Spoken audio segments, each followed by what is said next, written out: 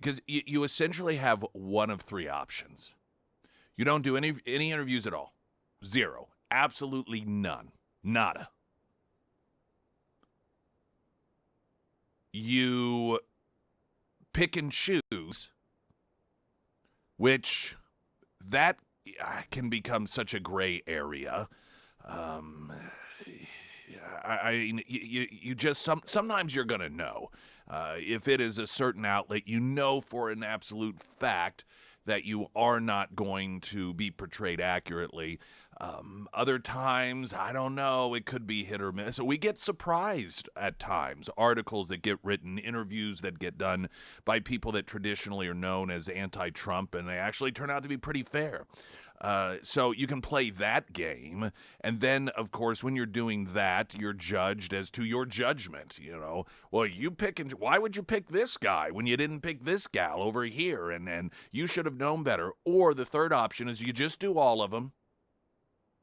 You understand that a significant portion of them are going to give a narrative that is inaccurate based off of editing. You also know that people don't trust the media. I mean, they just don't. Even people that don't necessarily have a dislike for the media, they don't trust the media. They take it almost as gossip. Okay, well, here's what the media says. Let's wait to hear the response. Let's wait to see. The media used to not be the, quote, other side. The media was the bulletin board in which the other sides would go back and forth, and then it was presented for the viewer, for the listener to evaluate and then decide what it is that you believe. But now the media has become one of those players, and I don't even think it's deliberate for a lot of folks. It's just instinctual at this point that when the media reports on something, there's this understanding that, well, we'll find out whether or not it's true or not. And, of course, people who hate Trump, they're going to believe anything that makes Trump look bad. So you could just dismiss those people out of hand.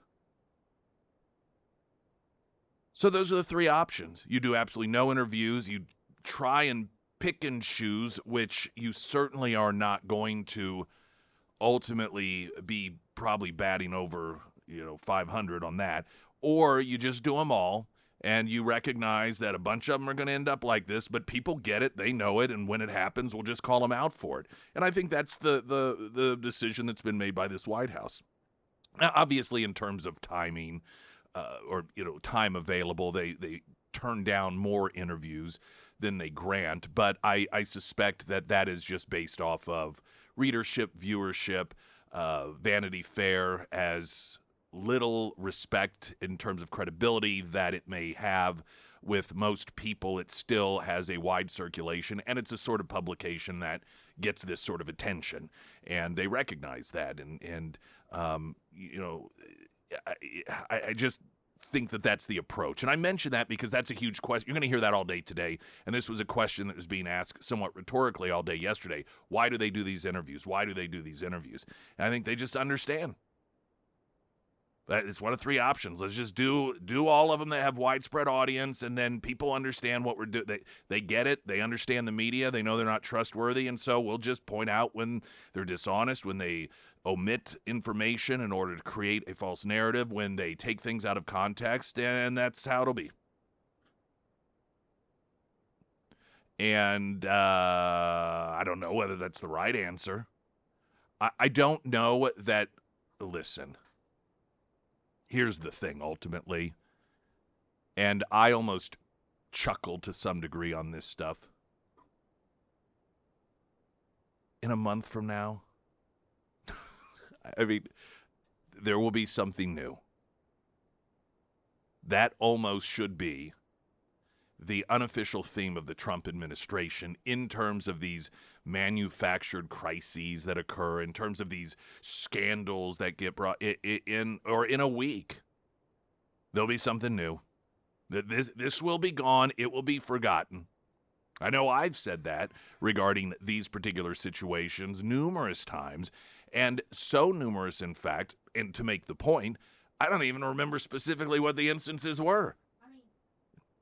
even be gone this evening because isn't Trump doing a primetime address this evening? I thought that was last night. Is that tonight? I think it's Oh, tonight. okay. Maybe it's. I thought it was last. No, I think it was last night.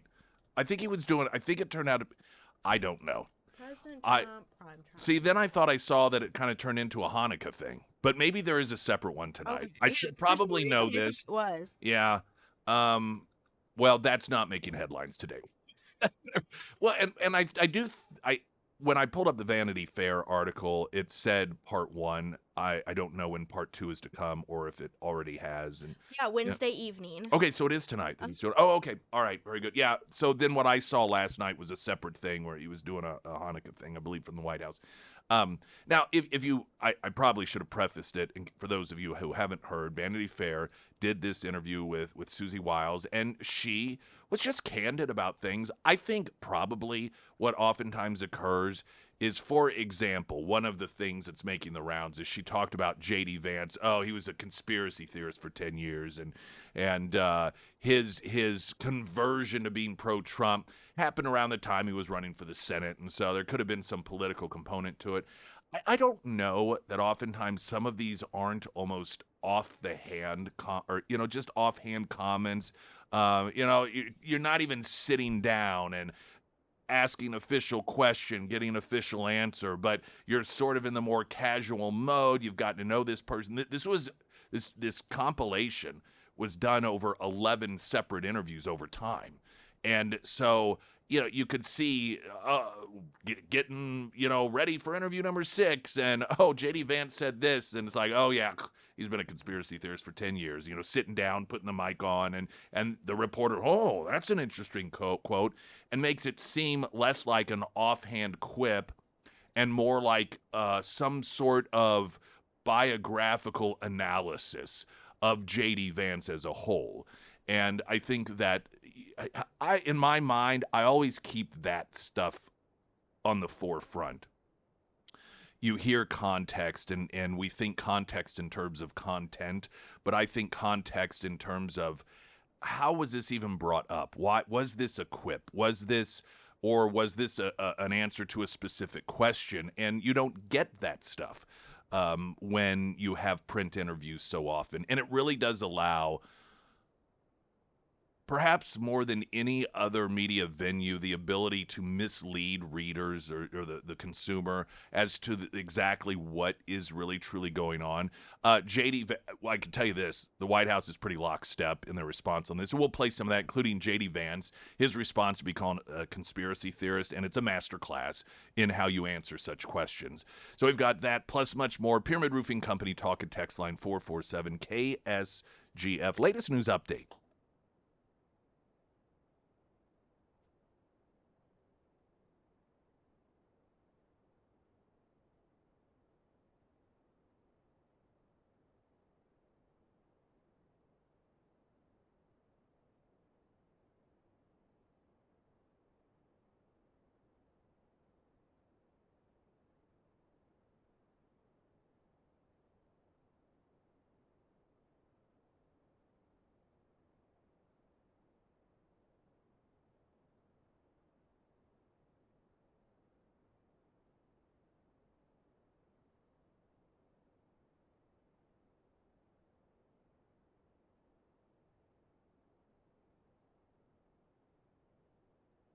And the first alert forecast from Ozarks First meteorologist Tom Schmidt, sponsored by St. Clair the Ozarks Home Improvements.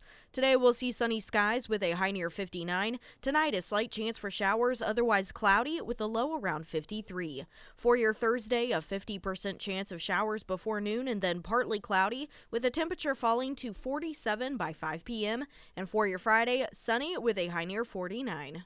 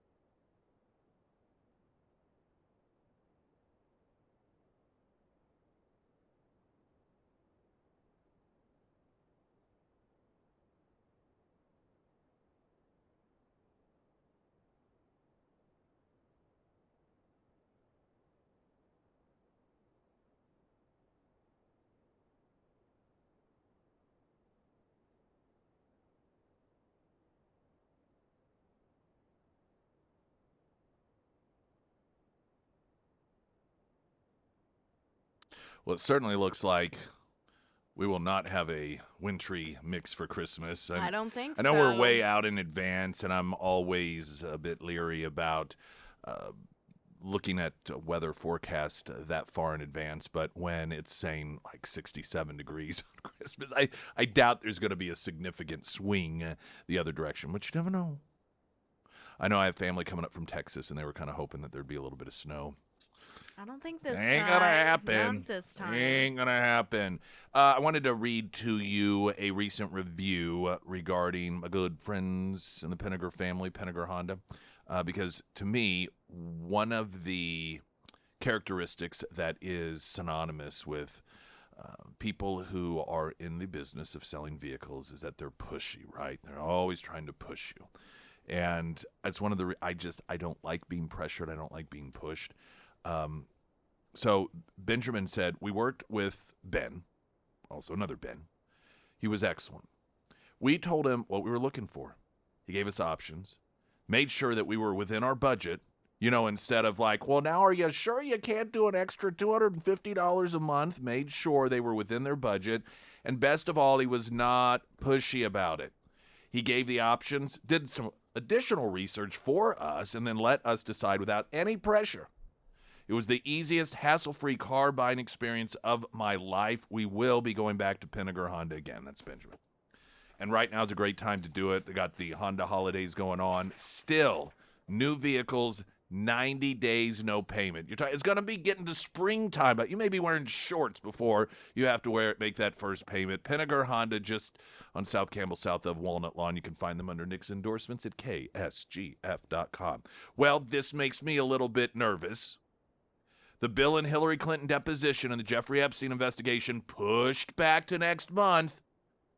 Now, when I say it makes me nervous, that's not really fair because that suggests that I believe we're on the cusp of accountability here for these folks, and I don't believe that that's going to happen. What I, like so many of you, become exhausted with is this constant making allowances for these people. Here's a subpoena. Here's the deadline. I don't think so. Well, okay.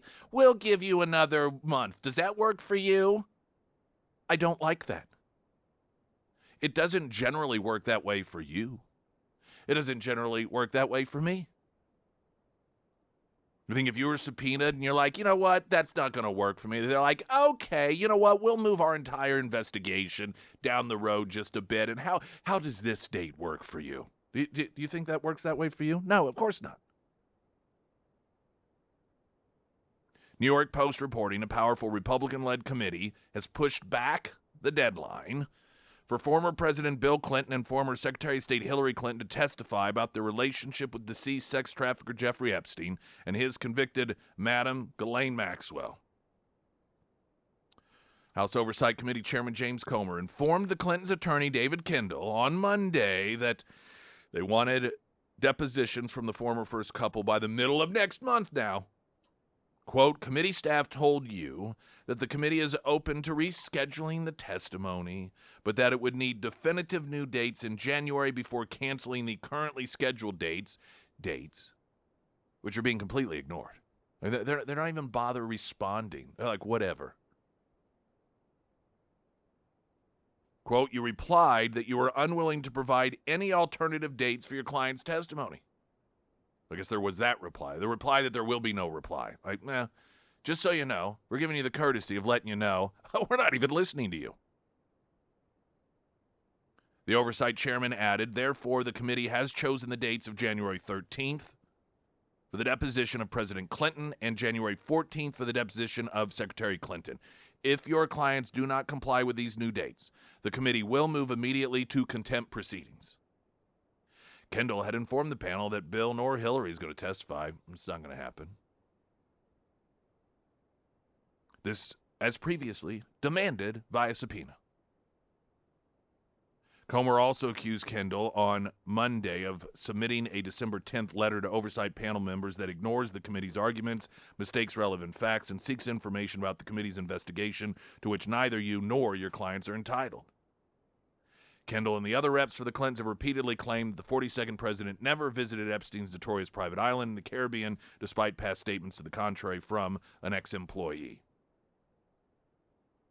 Steve Scully, a former IT contractor on the island, claimed in a documentary, Jeffrey Epstein, Filthy Rich, that he saw Bill Clinton on Little St. James in the U.S. Virgin Islands. The Clinton attorney has cited disclosures from the oversight panel as proof his client was never there, but Comer has pushed back that none of the documents released so far confirm that President Clinton was never seen on the island. Quote, nor do they absolve the need for your client's testimony about their relationship with Jeffrey Epstein and Ghislaine Maxwell. Now, this could be quite the showdown.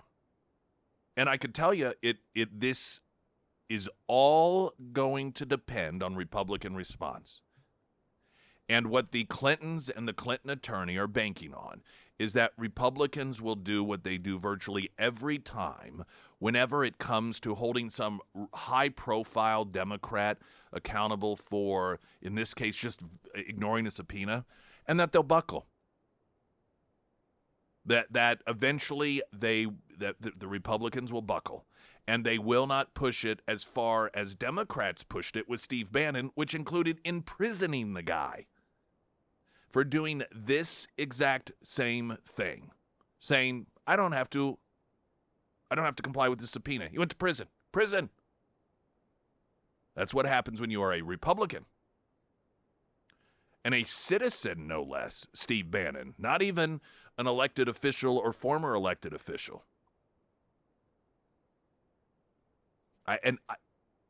Perhaps this will get pushed.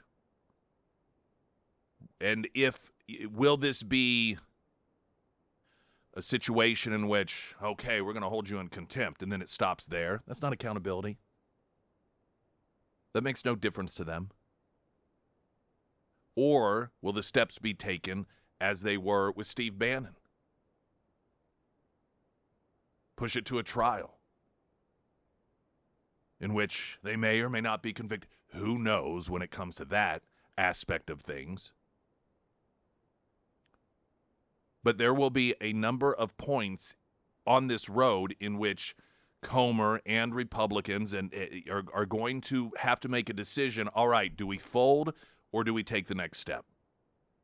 And they will be making that decision a number of different times. Unless, until if they do at some point say fold, and then there will be no more decisions to be made. And it will be yet again another layer of validation for Americans who believe that the elites never are held accountable. Springfield's Talk 104.1, I'm Nick Reed.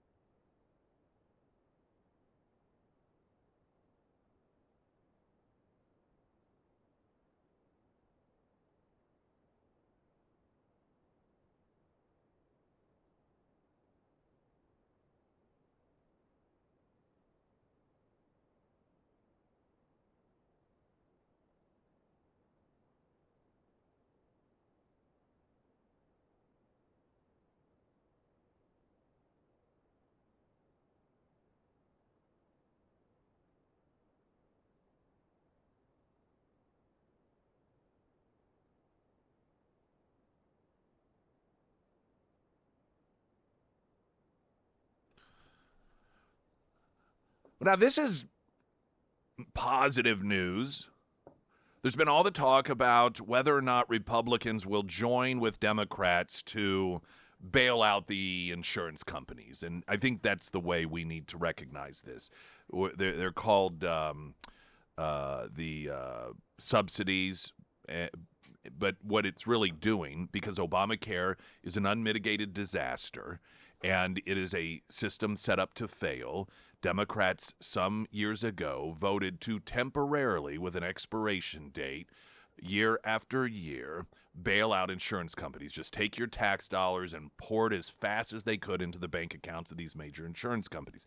These are the same Democrats, by the way, who run around pretending that they hate the insurance companies. Convince you that they're there to really make sure insurance companies are on the hook for things while they are taking your tax dollars and funneling it directly to them. Okay? And, of course, there are a number of Republicans that want to join with the Democrats in reestablishing the insurance company bailouts to save Obamacare. Mike Johnson said over on the House side, we're not even going to vote on that. Is that a Christmas miracle? Is that what I sense? The Speaker's decision to have no vote on extending the insurance company bailouts is based on his preference to focus the House on a new Republican-sponsored health care package altogether. Okay. Feels like a step in the right direction. Let's get some traffic.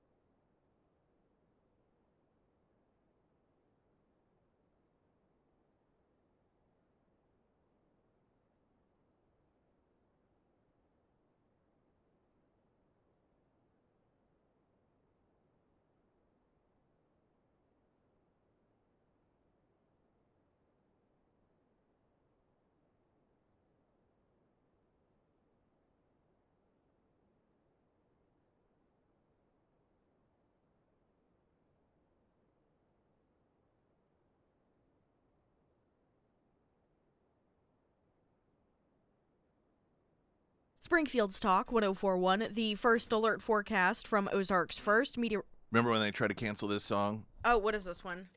Maybe it's... Oh, yeah, you don't have your cans on. Oh, yes. Yeah, because during the Me Too movement. Yes. How could there be a Christmas song? He clearly is going to rape her. The outrage. Yeah. Oh, the outrage.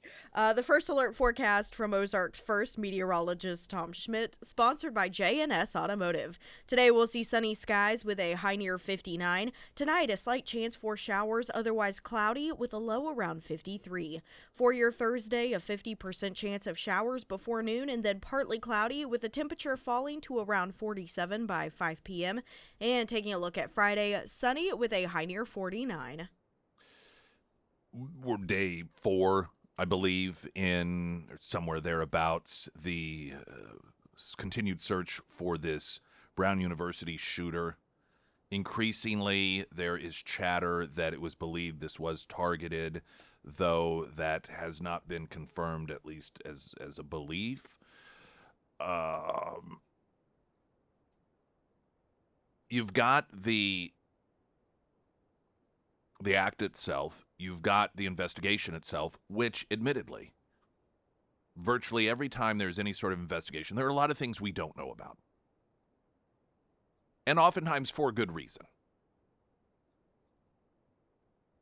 Then there is the public presentation from the Attorney General of Rhode Island, the police chief, the mayor, and the president of Brown University. That is a train wreck. That is simply further validating people's distrust in the elites. You have a variety of presentations here. One, you have a presentation of cover-up. We're going to get to all these things. You have a presentation of evasiveness. You have a presentation of ignorance.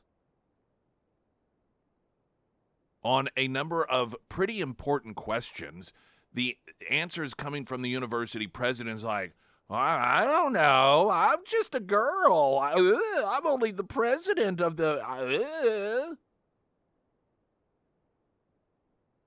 And so, most potentially generously, it appears as if we're dealing with grave incompetence, and to the more nefarious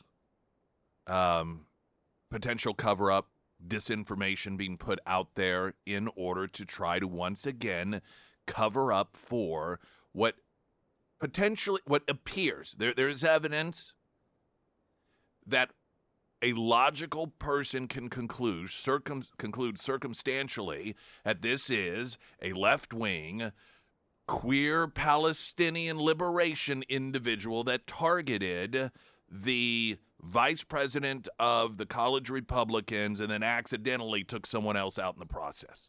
Now, circumstantially, I say, in terms of public information that's available. All right, so what does much of this surround?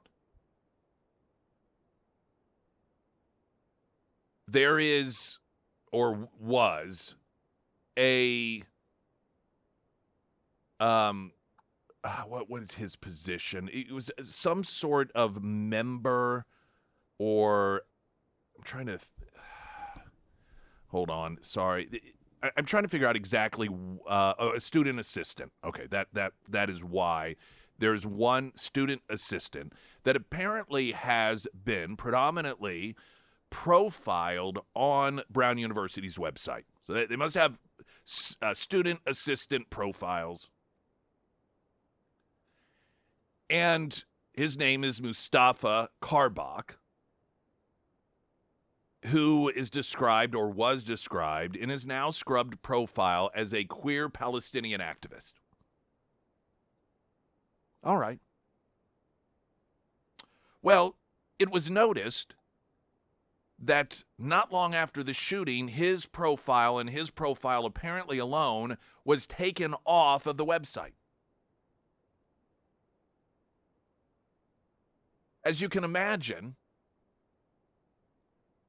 People are a little suspicious as to why that is. In fact, this was one of the questions, and then the subsequent answer from the president of Brown University about this individual and about the fact that the university, somebody gave the order, or someone who had access took it upon themselves to remove this individual. That has become obvious enough that local media is asking about this person at press conferences, and here is her response.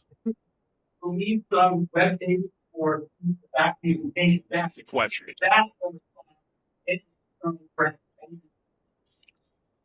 We have been working very closely with law enforcement to provide them with all of the internal to Brown information that they need to do this investigation. It's their investigation. They're the professionals. So we're providing information. We're not in the job of reviewing it for them. I know nothing about web pages being taken down as part of this. It's the first I've heard of it. All right. So here, and again, this is not a question that came out of the blue. This is chatter that has been going on for some time. It is something that everyone involved in the investigation in whatever capacity clearly knows about, because once again, this is a question that's been asked on numerous occasions of these individuals. And here you have the president of the university that still doesn't know why that was taken off the website of her university. The great follow-up question would have been, why have you not found this out?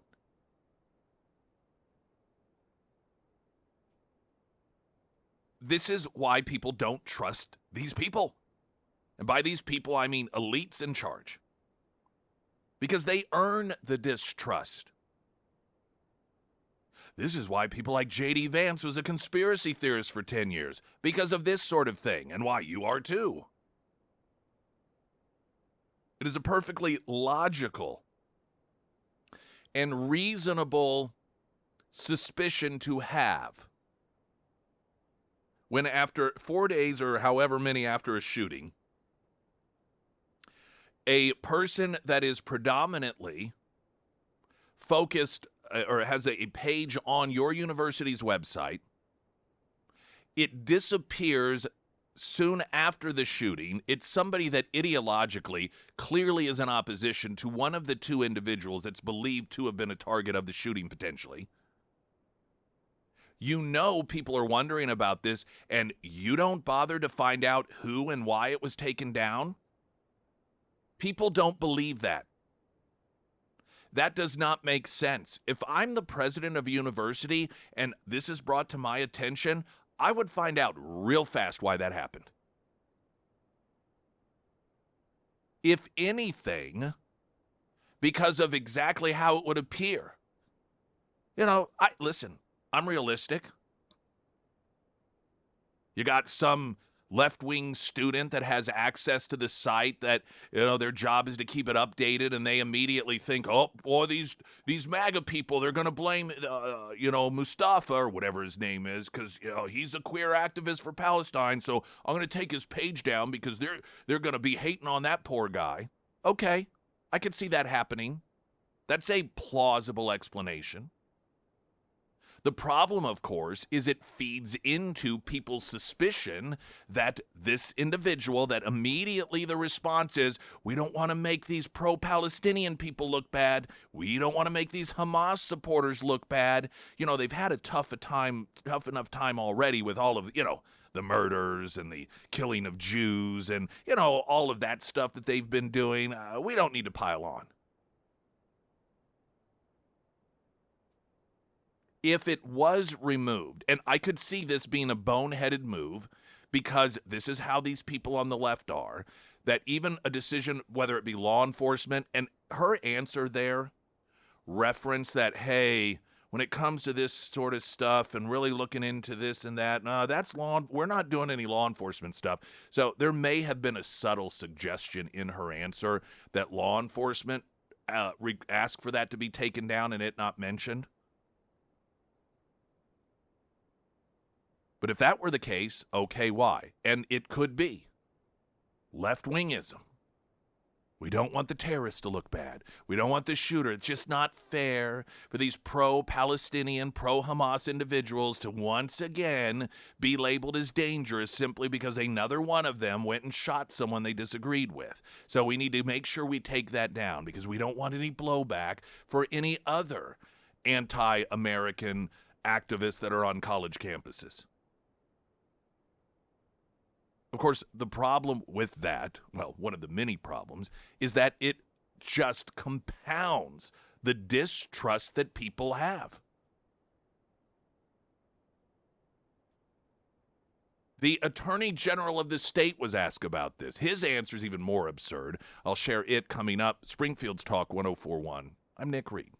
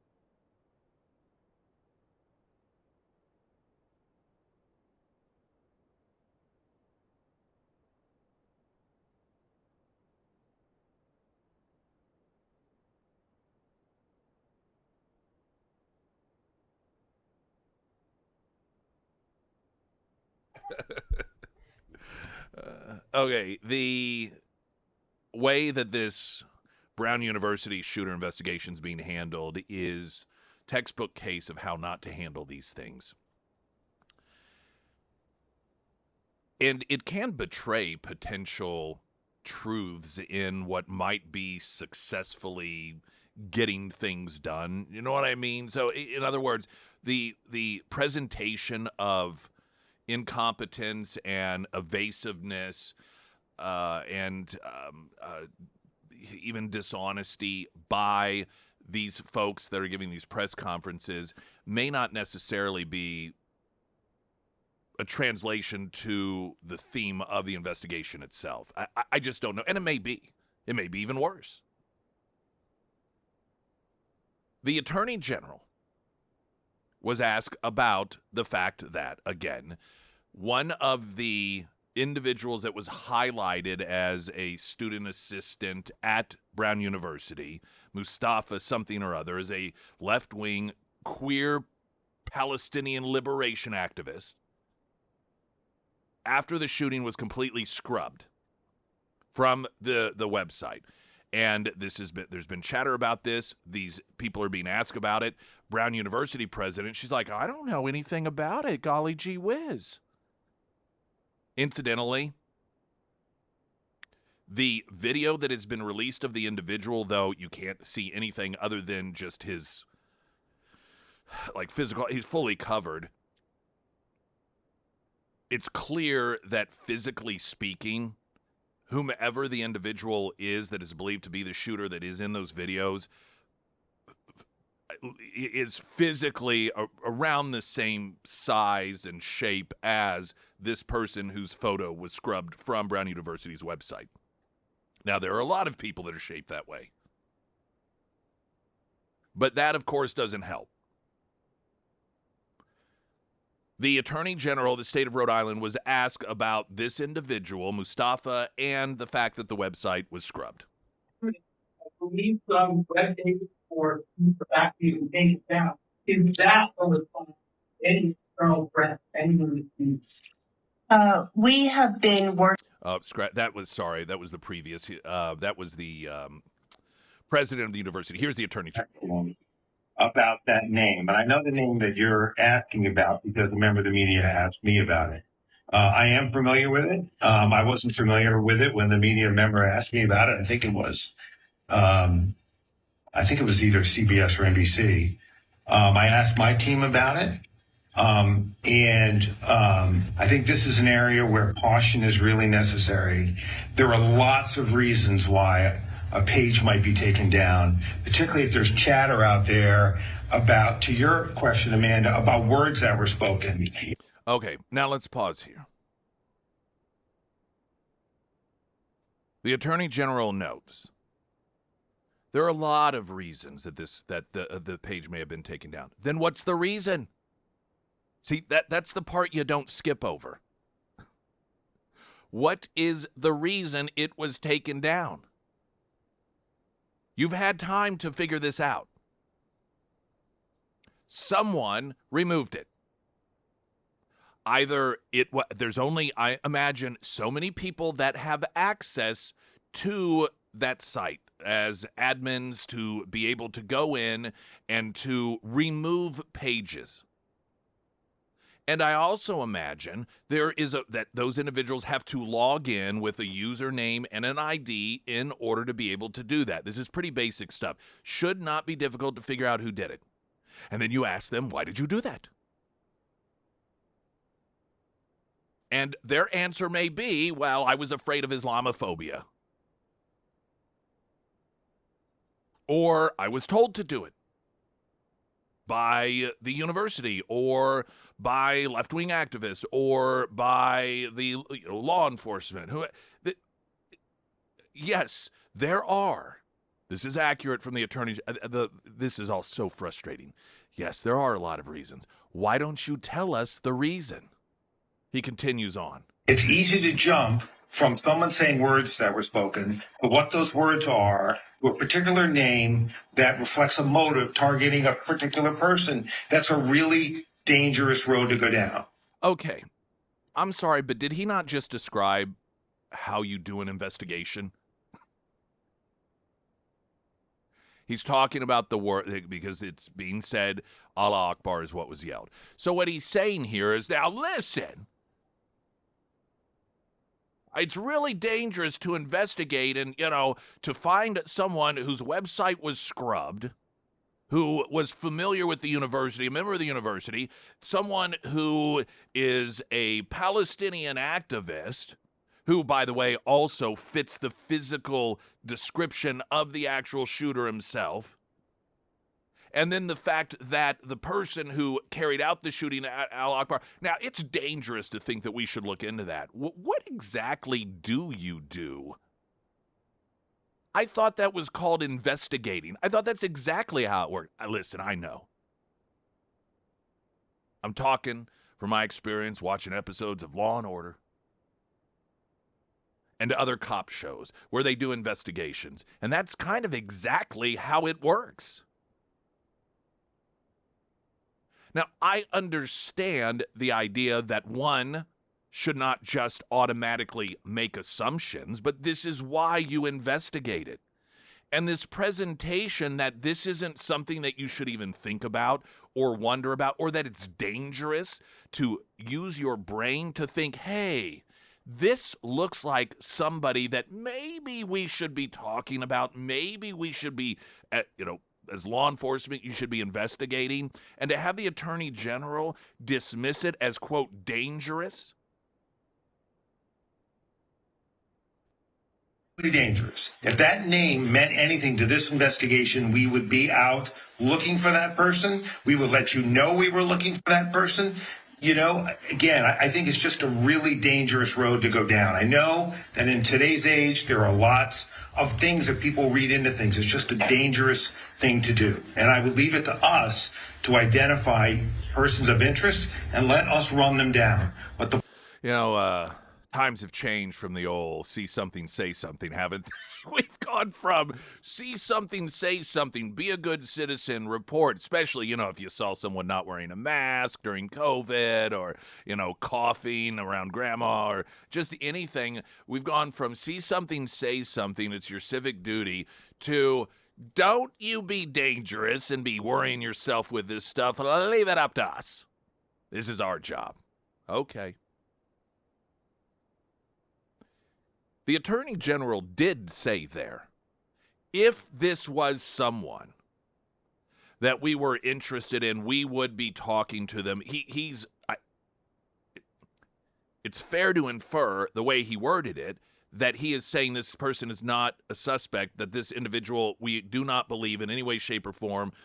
So, okay, why do you believe that? Here's the simple answer. If all of that is true and transparent and honest, the simple answer is, yeah, we talked to that guy, it's not him. And here's how we know why. Now, how hard is that? If that's the truth. But this, again, is why people do not trust the elites when it comes to this stuff. Because they are dishonest, they cover up, they hide, they wag their finger at people who ask obvious questions. And they have a history of this obsession of covering for people who carry out acts of terror or murder in the name of Islam. They earned this suspicion.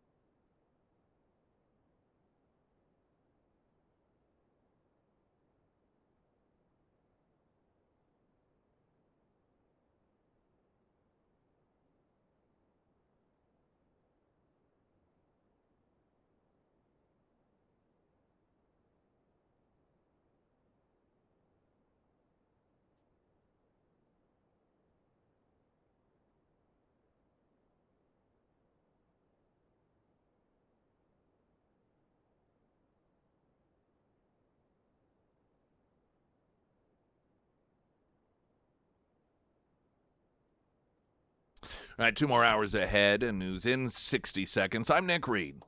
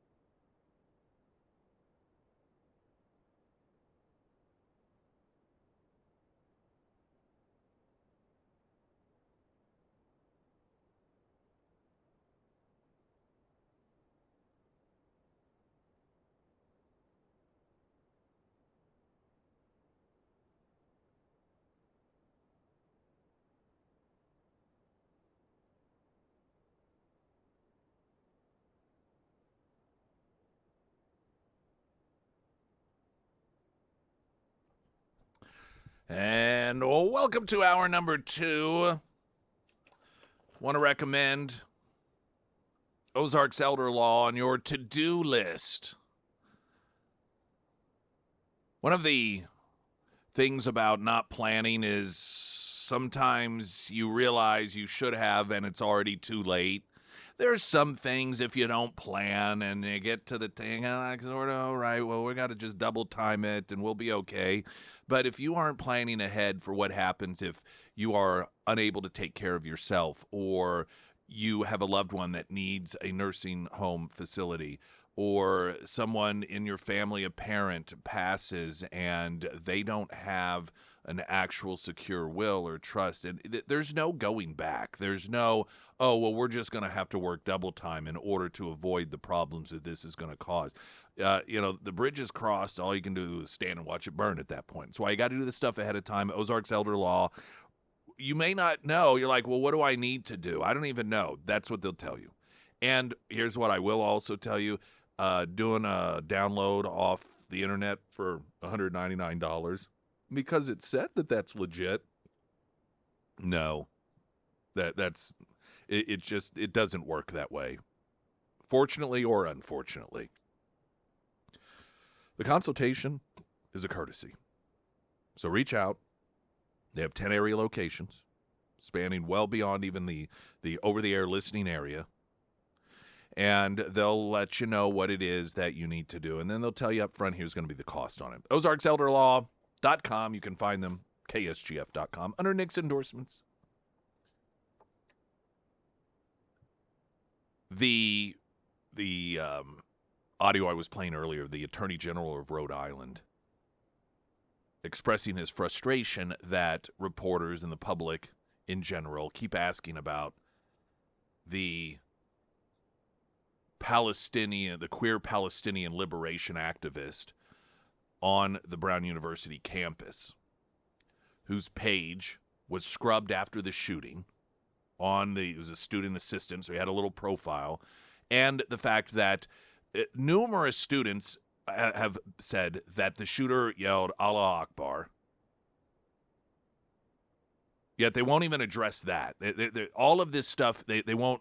They won't, when responding to questions about that. They say, "Well, we know that people are saying he said certain words,"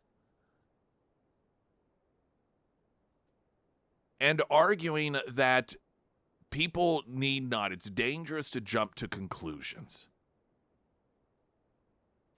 At the same time, they release a video of a guy that you can't tell who he is, though his body size does fit this queer Palestinian liberation activist. As best I can tell, it seems to fit to some degree. But aside from that, you can't tell who it is. And they're telling you, they're like, oh, we're putting this out there. If anyone has any idea, if there's anything about this person that you see in these visuals that might make you think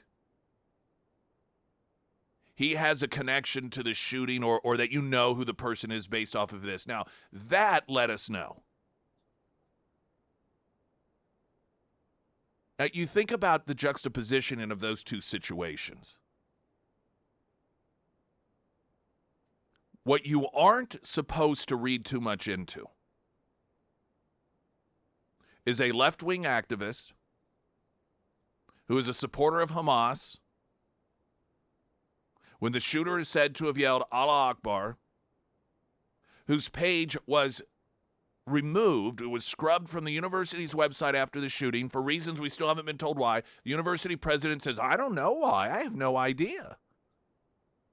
Now, all of that, you are not supposed to draw any there's no information there that you can glean from. None. In fact, he said it's dangerous to do that.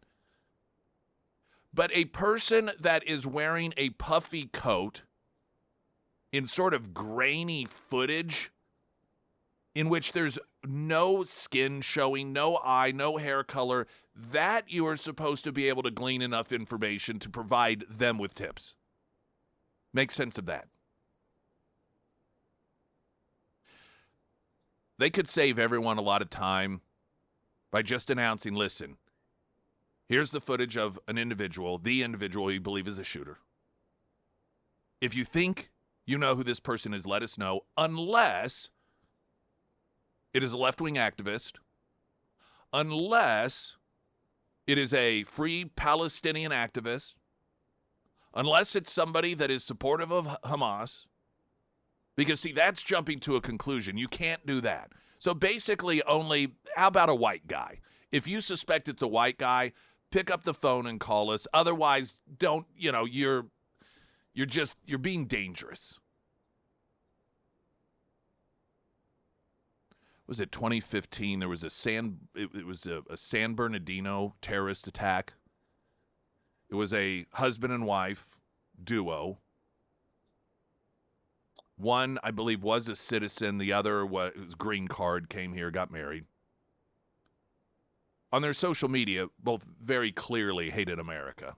So, of course, we welcome him in. The husband, or I forget which one wasn't a citizen, but we're like, oh, yeah, sure, come on in.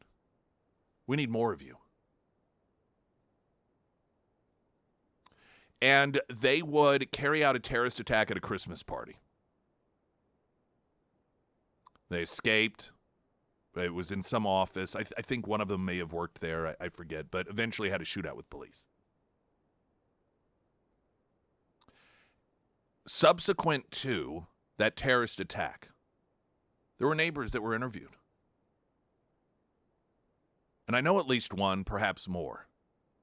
They said, oh, yeah, we knew something was going on. We would see in the middle of the night, like trucks arrive, vans arrive, unloading things, and it was very clear something nefarious was going on. But we did not report it because they were Arab, because they were Muslim. And we didn't want to be accused of Islamophobia. That is the danger that gets created. I'm 100% fully supportive of recognizing that just because someone, like if you have consistently terrorist attacks carried out by a category of people, it doesn't mean everyone in that category of people is a terrorist. And if someone is suspected of being a terrorist and they fit into that category, that alone is not reason, that's not evidence to find that they are actually guilty. You have to have much more than that. But to willfully dismiss people and to tell people to veer their eyes away from everyone in that category lest you be racist is suicide. And you end up with these real life scenarios just like the San Bernardino terrorist attack in which neighbors knew it should have reported, knew something bad was going on, but they said, I didn't want to be labeled Islamophobic. I didn't want to get in trouble for that. So I kept my mouth shut. Well, congratulations. I mean, I can't say that I blame that guy. But talk about not learning the lessons. Now, just in terms of incompetency, I wanted to play one more bit of audio on this. And so there's a lot of these universities have these alert systems. And Brown University has two. One, it is an alert system via text and automated phone calls. The other, the campus has 3 sirens that will go off to alert of a, quote, widespread emergency. The president of the university was asked about the system and why the sirens did not go off. And I want you to listen to her, because the question was asked, why did that not happen? Why did that aspect of the alert system not activate? And here's her answer. We also have a system of sirens. There are 3 sirens placed across campus. Those get activated when there is a broad scale emergency and we want people to rush into buildings. In the case of an active shooter, activating that system could have caused people to rush into Barris and Holly. So that's not a system that we would ever use in the case of an active shooter. So, All right, so far so good, right? That makes sense. I buy that. But here's the follow-up question and answer from the reporter. Just to follow up there, it does say on the website when it launched that it is free.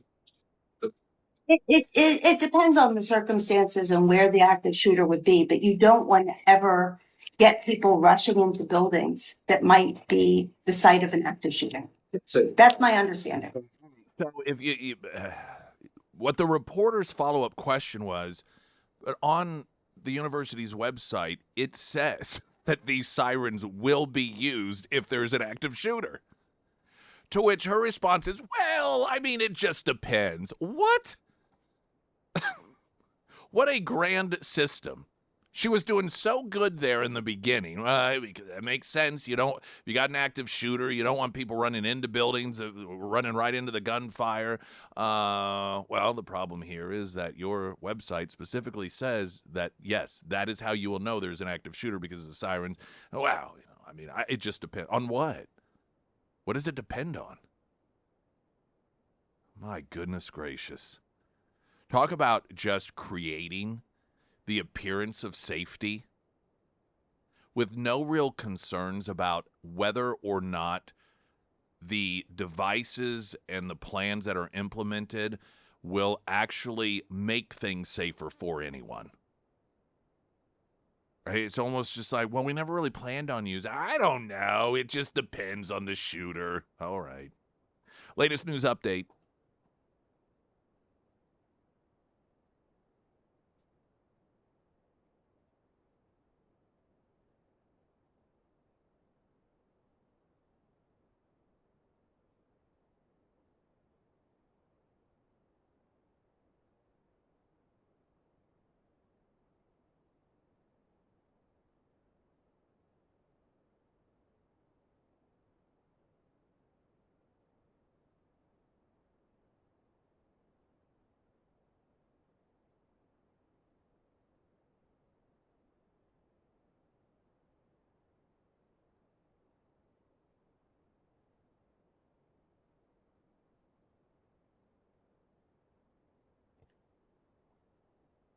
And the first alert forecast from Ozarks First meteorologist Tom Schmidt, sponsored by St. Clair the Ozarks Home Improvements. Today we'll see sunny skies with a high near 59.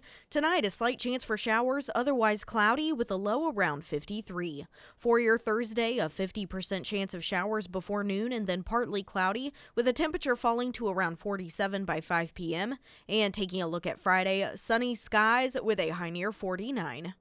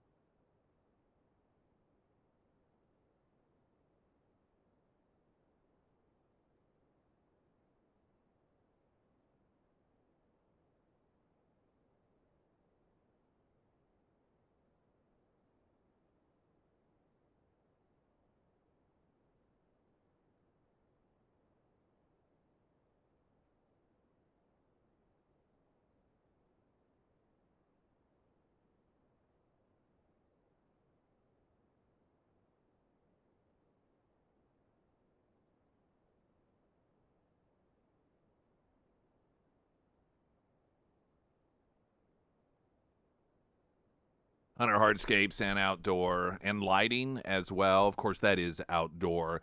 Landscaping, too. The outdoor living space job that I had done, I was just thinking last night, in fact, how much nicer it is having that, because prior to having that outdoor living space, I kept my Traeger in the garage, and I'd pull it out and go back in, and I'd have to the zero turn mower, I'd have to move it. It just was such a hassle and took up room, and now I have a space specifically for it, and it's just so much easier to deal with. And then we've got, of course, the smokeless fire pit, just a great deal of space to accommodate.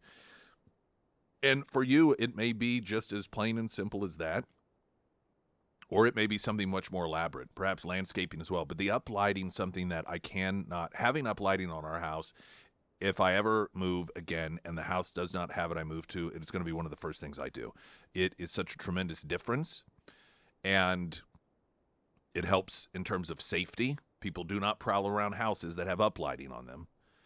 And I learned a long time ago that there's a massive difference between buying some yourself and trying it yourself, even the higher end stuff that you can buy at a store, versus having Hunter Hardscapes and Outdoor do it for you. Massive difference.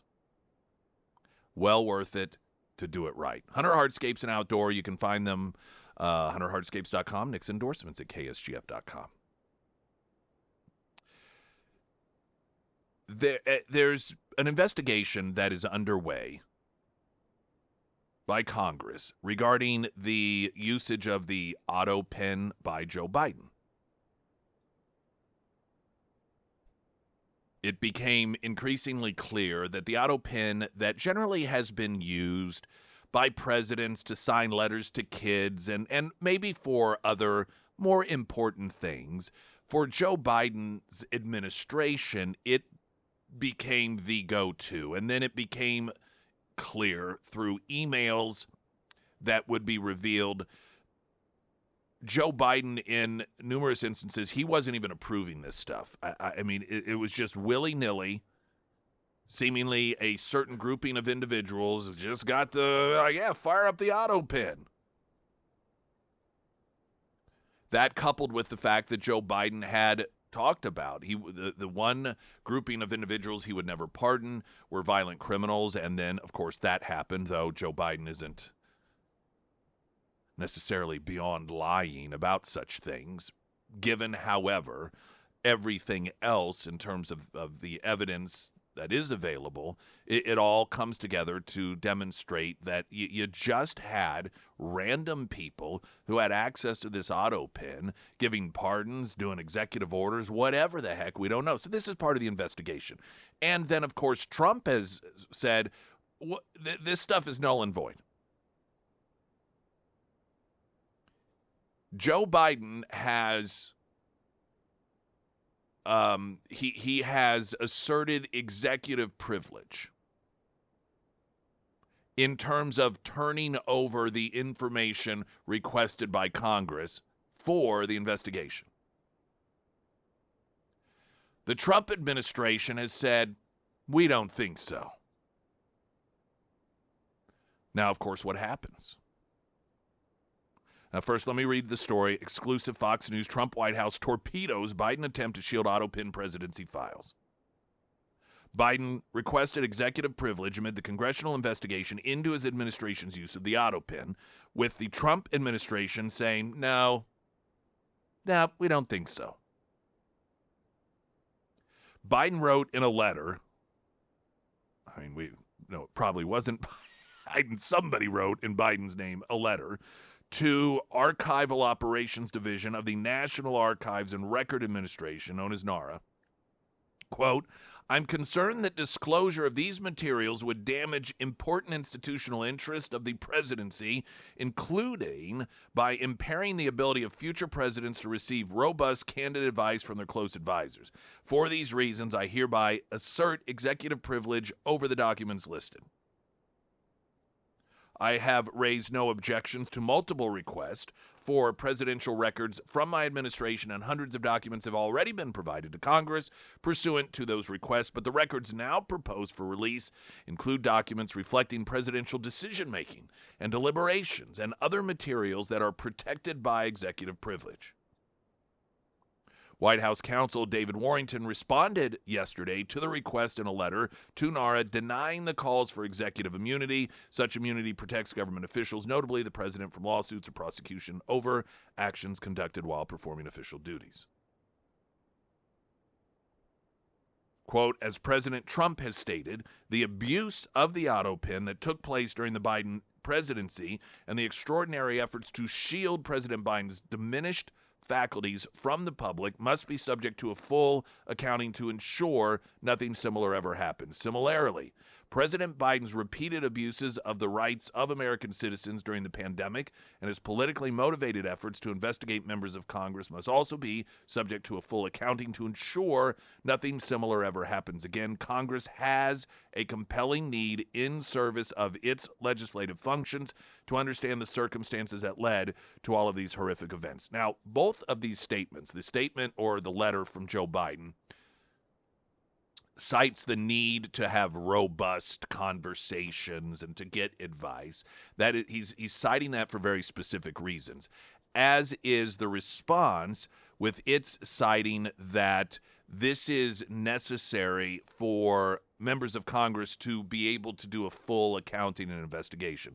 So that wording is very specific as well. Now, so here's the question: what happens? You have Biden asserting his executive privilege, but then the Trump administration saying you can't. So who wins in this case?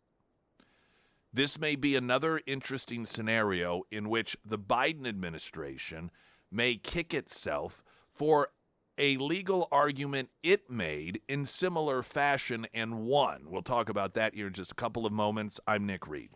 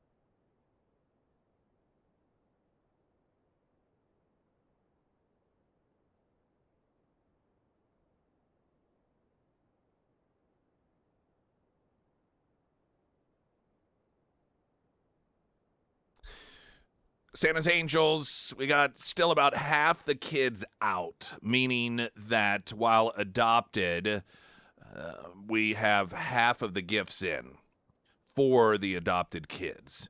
And you haven't passed a deadline. The deadline is tomorrow at noon 30. That being said, however, it is just very helpful in terms of not having things bottlenecked up and Sarah's nerves to get them in as soon as possible. So if it is possible for those of you who have adopted some of the kids to go ahead and get those in today, our office open until 12:30, then that would be our preference. But again, if you can't, if tomorrow is the only day that you are able to do it, then that, of course, is acceptable. But, preference versus acceptable.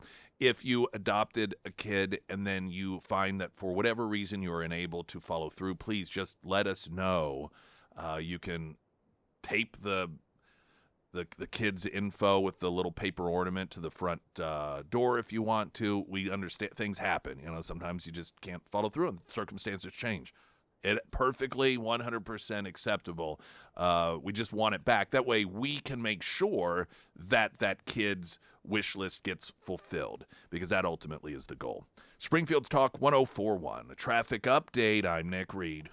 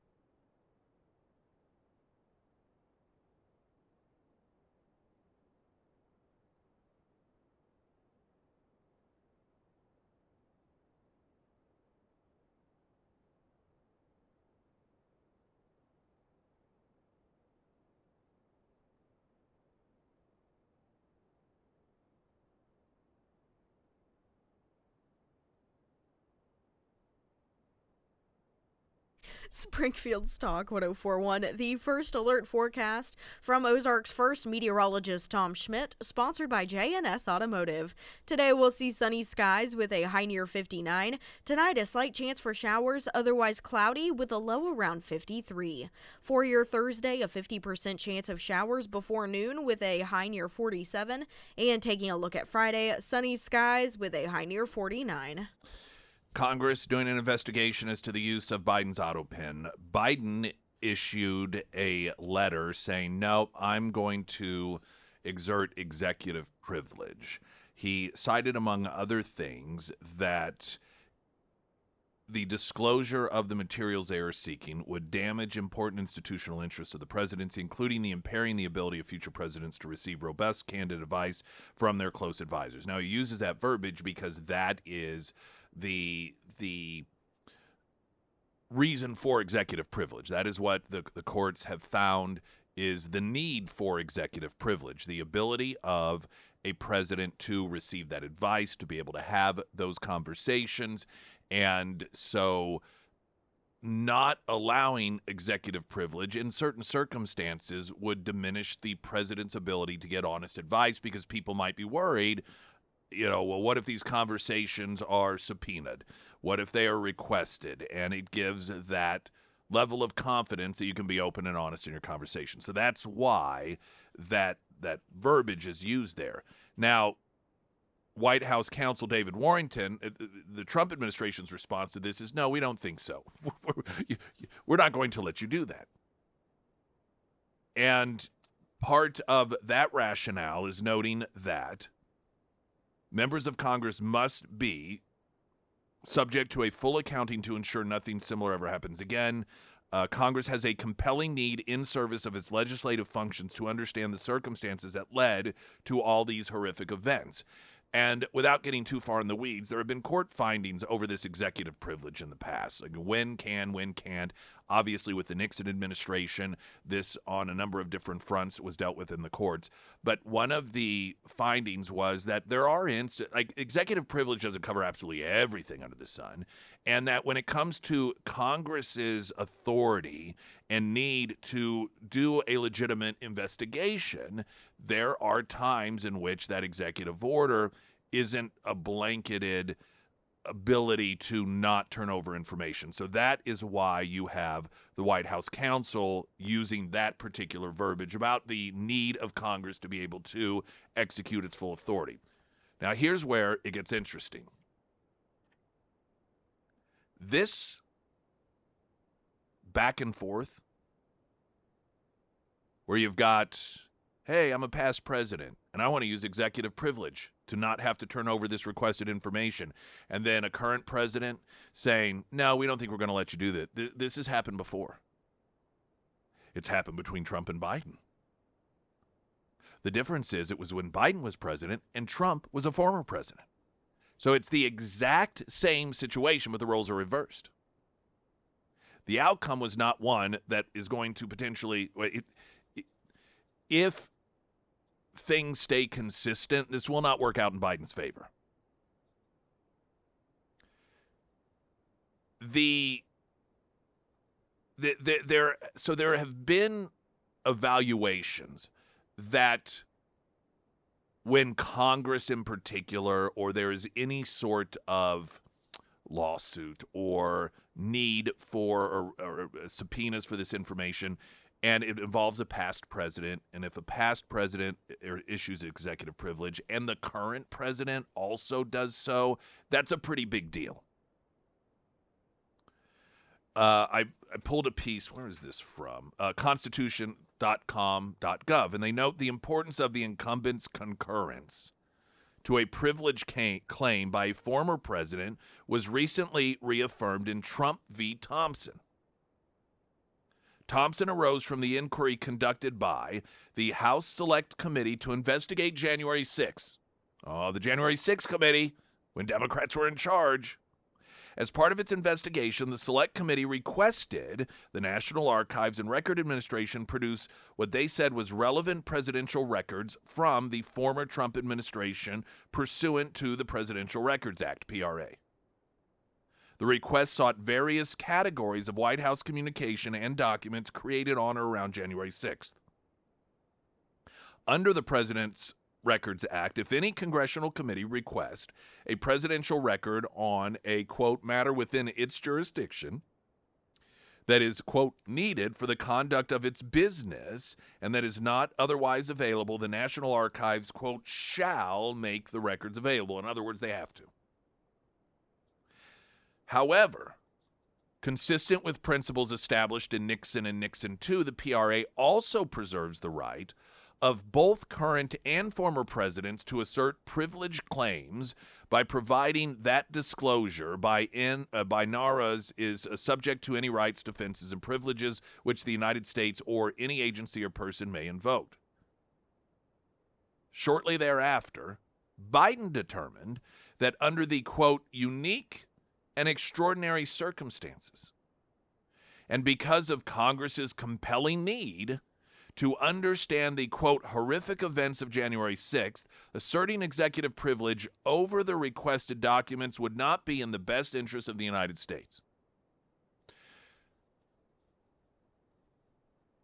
So what happened was Democrats said, we want these documents. And the Trump people said, no, executive privilege. And Biden said, I cannot concur with that as the current president because Congress must investigate this.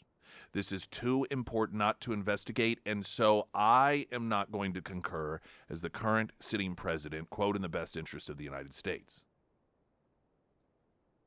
Of course, Trump disagreed, notified the archivist that he was asserting the communications privilege after Biden clarified that he would not uphold the former president's assertion of privilege.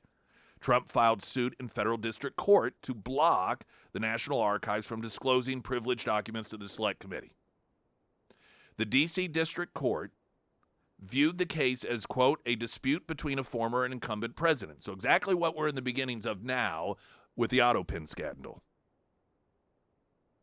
Citing to Nixon 2, the court case, the court stated that because the incumbent president is, quote, best suited, that would be the current, best suited to identify and determine the best interest of the executive branch, former President Trump's privilege claim was outweighed by President Biden's decision not to uphold the privilege. Moreover, the court reasoned that to side with the former president would not only second-guess the sitting president's judgment, but also the legislative branch's judgment. For both President Biden and the House agreed that the requested documents should be disclosed, which is the exact mirror image of what's going on now. Because you have the current administration that the courts in the past have said have a better perspective as to whether or not executive privilege applies. You combine that with the fact that this is a joint effort with Congress requesting the documents, and so the courts found in that particular situation the former president does not have the ability to exert executive privilege. The D.C. court affirmed the decision on appeal. It found that, one, President Biden's determination carries immense weight in overcoming the former president's claims. Second, the House has a uniquely weighty interest in investigating the causes and circumstance. That's similar verbiage that the White House counsel under the Trump administration is using in their argument. And third, and weighing still more heavily against former President Trump, was the fact that the judgment of the political branches is unified as to these particular documents. So again, the legislative and executive branch. So the D.C. court held the same as the lower court did. The Supreme Court would pick it up at that point and denied Trump's petition to stay the decision, and ultimately it would rest on that particular ruling, and that is not at all good for Biden, because we've been through this exact thing before. And the irony is, of course, that the Biden administration taking it to court, arguing that the former president could not issue an executive privilege if the current president says, I don't think so, particularly if it's coupled by Congress's investigation. All of that clearly was done in order to go after Donald Trump and to make sure that he was punished, he wasn't able to run for president again, which not only didn't work, but it now may come back to bite him in the backside. Springfield's Talk 104.1, I'm Nick Reed.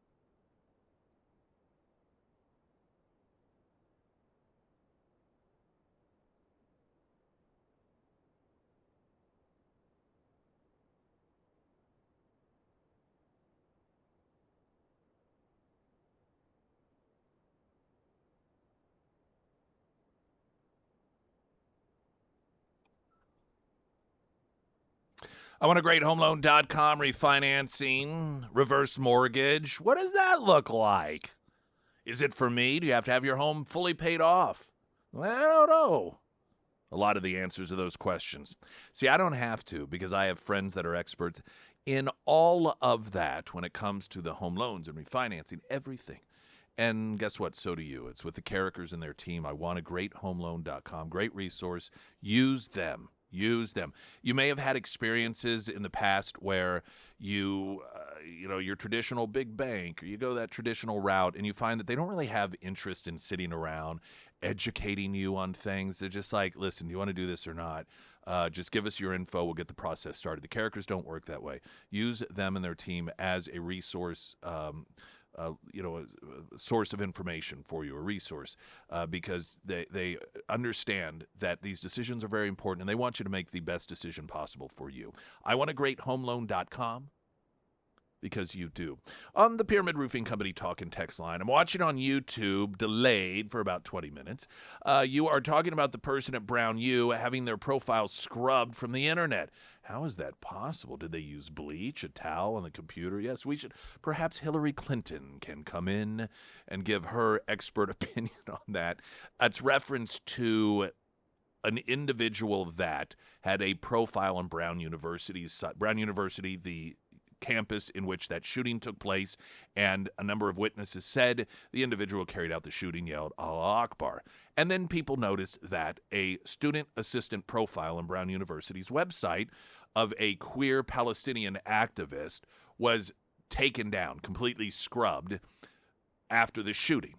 As you can imagine, some people think that's a bit curious, so there are a lot of questions about it. And the university president claims she has no idea. Nobody knows why. Nobody can figure out how this happened. It was magic. And so that's what the reference is there. And you may recall Hillary Clinton when she had her server bleached after a subpoena, incidentally. She destroyed evidence. And she was asked about it, and she played dumb. Well, I don't what do you mean wipe it clean or scrub? Like with a towel? With bleach? I don't know. I'm just a dumb girl. I don't understand STEM. Some of the women that culturally we are told are supposed to be admirable tend, I find, to have a go-to of playing the dumb girl when they don't want to answer a question. And Hillary Clinton is one of them. I don't happen to believe that that is an admirable trait to teach people, particularly young girls or young women, that when you get backed into a corner or you don't know how to answer a question, you just play I don't know, I'm on my period. I'm just a girl. I don't understand. Not admirable. Speaking of, Jasmine Crockett, now that she's running for U.S. Senate, is having to walk back some of her past comments while she was speaking at an event regarding the issue of illegal immigration several months ago. She was talking about how it is that we have to have illegals in this country to do slave work. She noted in her speech, her conversation with the audience, that black people are done being slaves. And that's why we need illegals here. Just a different shade of color to be slaves in this country. Here are her comments at the time regarding that. So I had to go around the country and educate people about what immigrants do for this country, or the fact that we are a country of immigrants. Right. The fact is, ain't none of y'all trying to go and farm right now. Okay, so I'm lying. Raise your hands. You're not. We done picking cotton. We are. You can't pay us enough to find a plantation. I know that's right. And again, that is the justification that she is articulating of having illegals in this country to do slave labor. Well, as you can imagine, now she's running for U.S. Senate in a state that has a lot of Hispanics. See, her district that she represents at the time, like right now, didn't have to worry about that to the degree that she does now. But as you can imagine, there are a lot of Hispanics that might not appreciate a person running for U.S. Senate that wants to represent them claiming that their people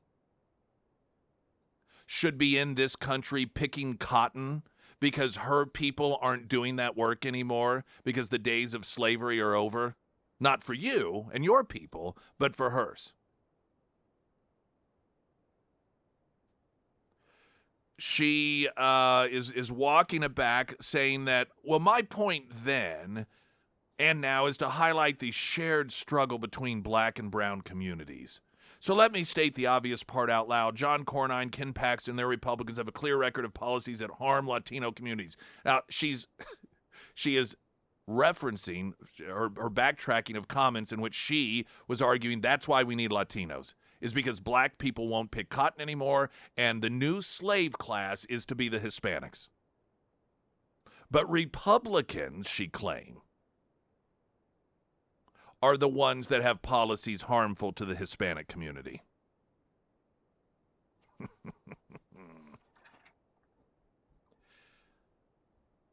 I will, though, I don't know if this is a defense or not. People say, what a boneheaded thing to say. This is what the Democrat Party believes. And they say it. There have been numerous occasions in which particularly celebrities whose only interaction with Hispanic people are the, quote, work,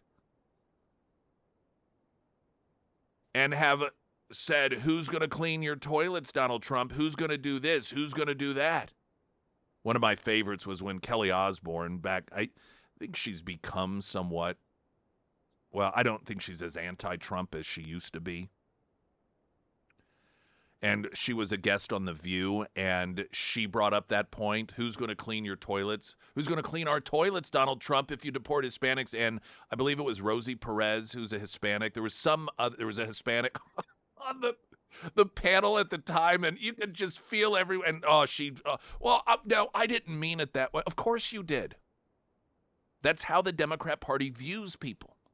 And that's how the Democrat Party views Hispanics. And that's why Jasmine Crockett openly at that event said we have to have these people here because we're done picking the cotton. Our slave days are over.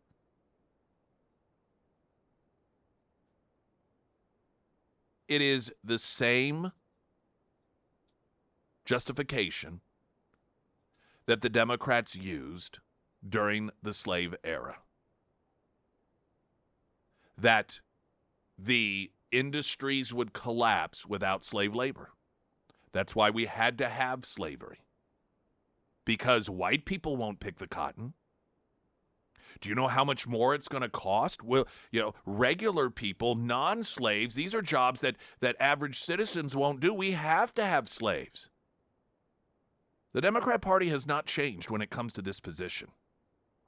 Jasmine Crockett just articulated it, which is pretty ironic given that it's Jasmine Crockett and it is dealing with articulation. Traffic, I'm Nick Reed.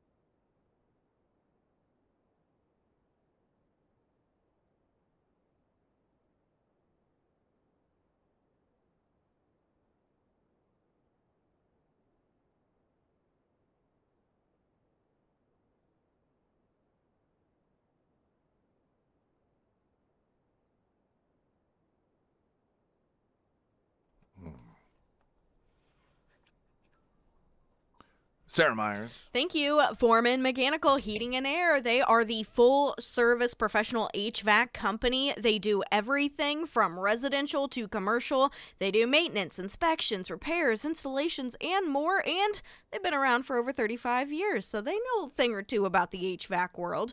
I've trusted Foreman for all of my HVAC needs. The last time they were out at my fixer-upper farmhouse, they did a new unit install, which was a really big deal for us because both of our units, they were about 28 years old. They are not high pressure. They're eager to work with you, and they're just awesome to work with. And that is, if that's what you're looking for, that is definitely what you will find with Foreman Mechanical. If it's time to have the Foreman team out to your home, schedule your appointment today. You can find all of that contact information for Foreman Mechanical Heating and Air under the Sarah's Endorsements tab at ksgf.com. Pyramid Roofing Company talk and text line. Did black people ever have slaves? I believe John Newton was a slave for an African princess for 3 years before he wrote the song Amazing Grace. And I don't know the historical, I don't know about that. But yes, it wasn't widespread. Not like Native Americans. Now, Native Americans, they were big-time slave owners of oftentimes other Native Americans, but then oftentimes of African Americans. And here's the big secret that is just reality. There is not a race of people that did not at some point own slaves. The massive effectiveness of the disinformation campaign that slavery was something invented after 1776 by white people is atrociously ignorant because it is so easily proven as completely untrue. News in 60 seconds.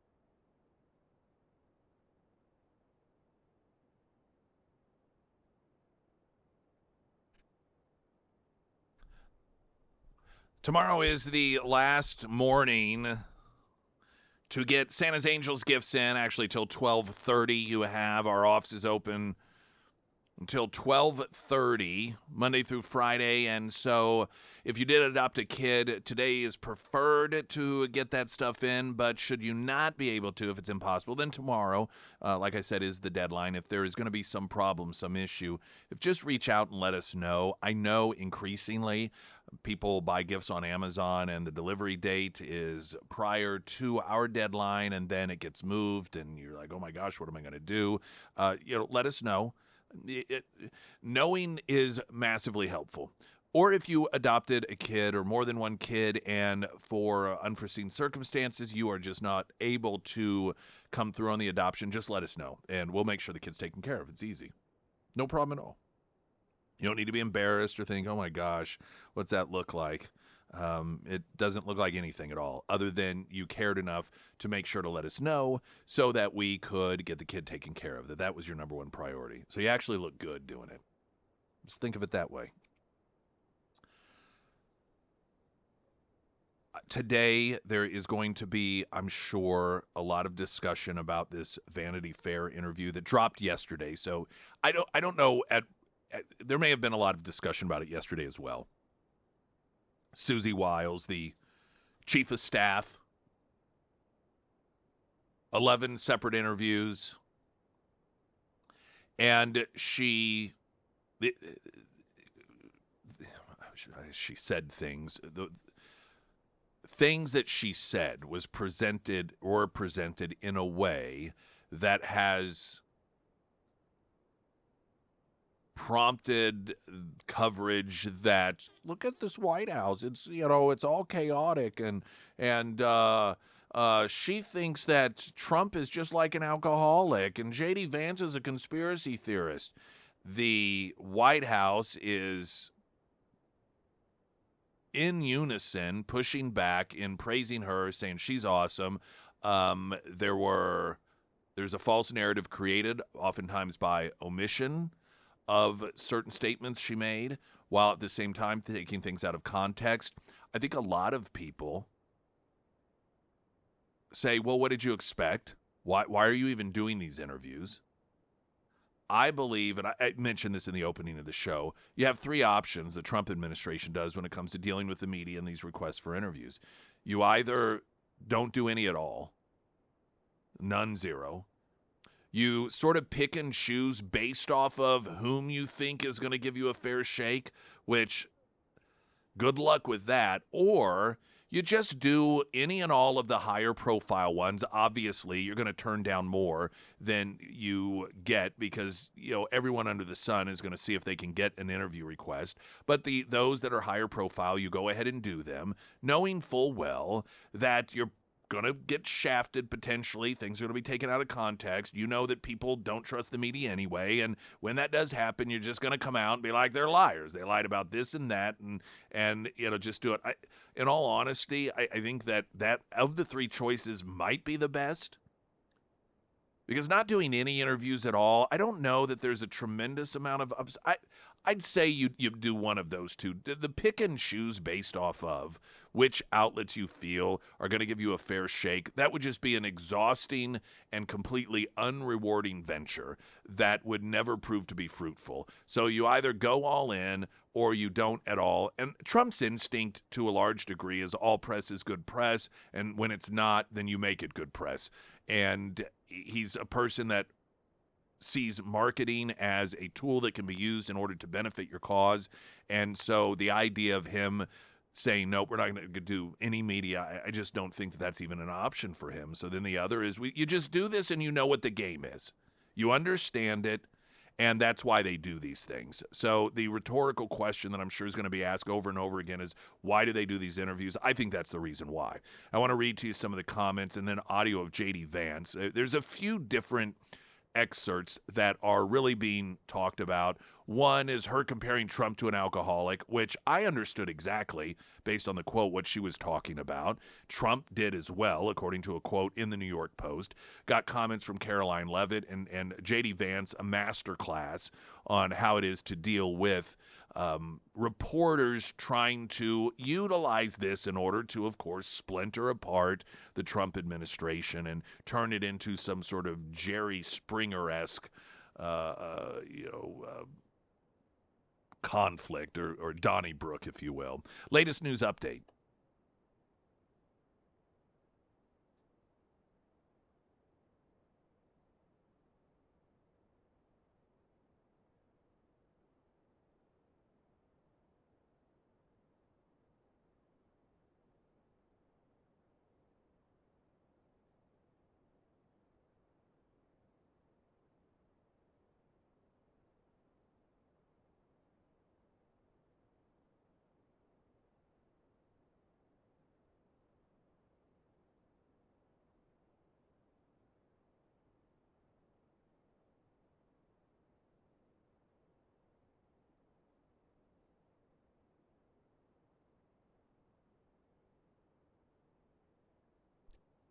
And the first alert forecast from Ozarks First meteorologist Tom Schmidt, sponsored by St. Clair of the Ozarks Home Improvements.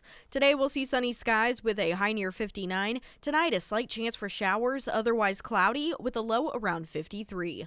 For your Thursday, a 50% chance of showers before noon with a high of 47. And taking a look at Friday, sunny with a high near 49.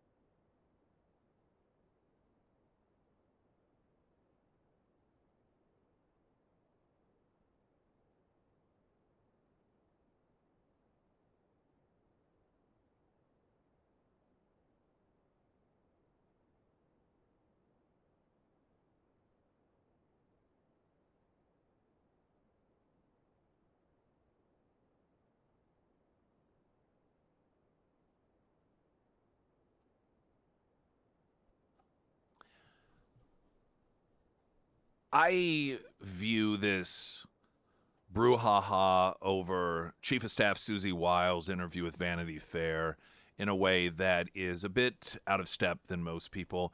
I actually find it all a little bit humorous. And I find it humorous because, one, I know that in terms of lasting impact, this is nothing. If there is less than nothing, then that is what this is.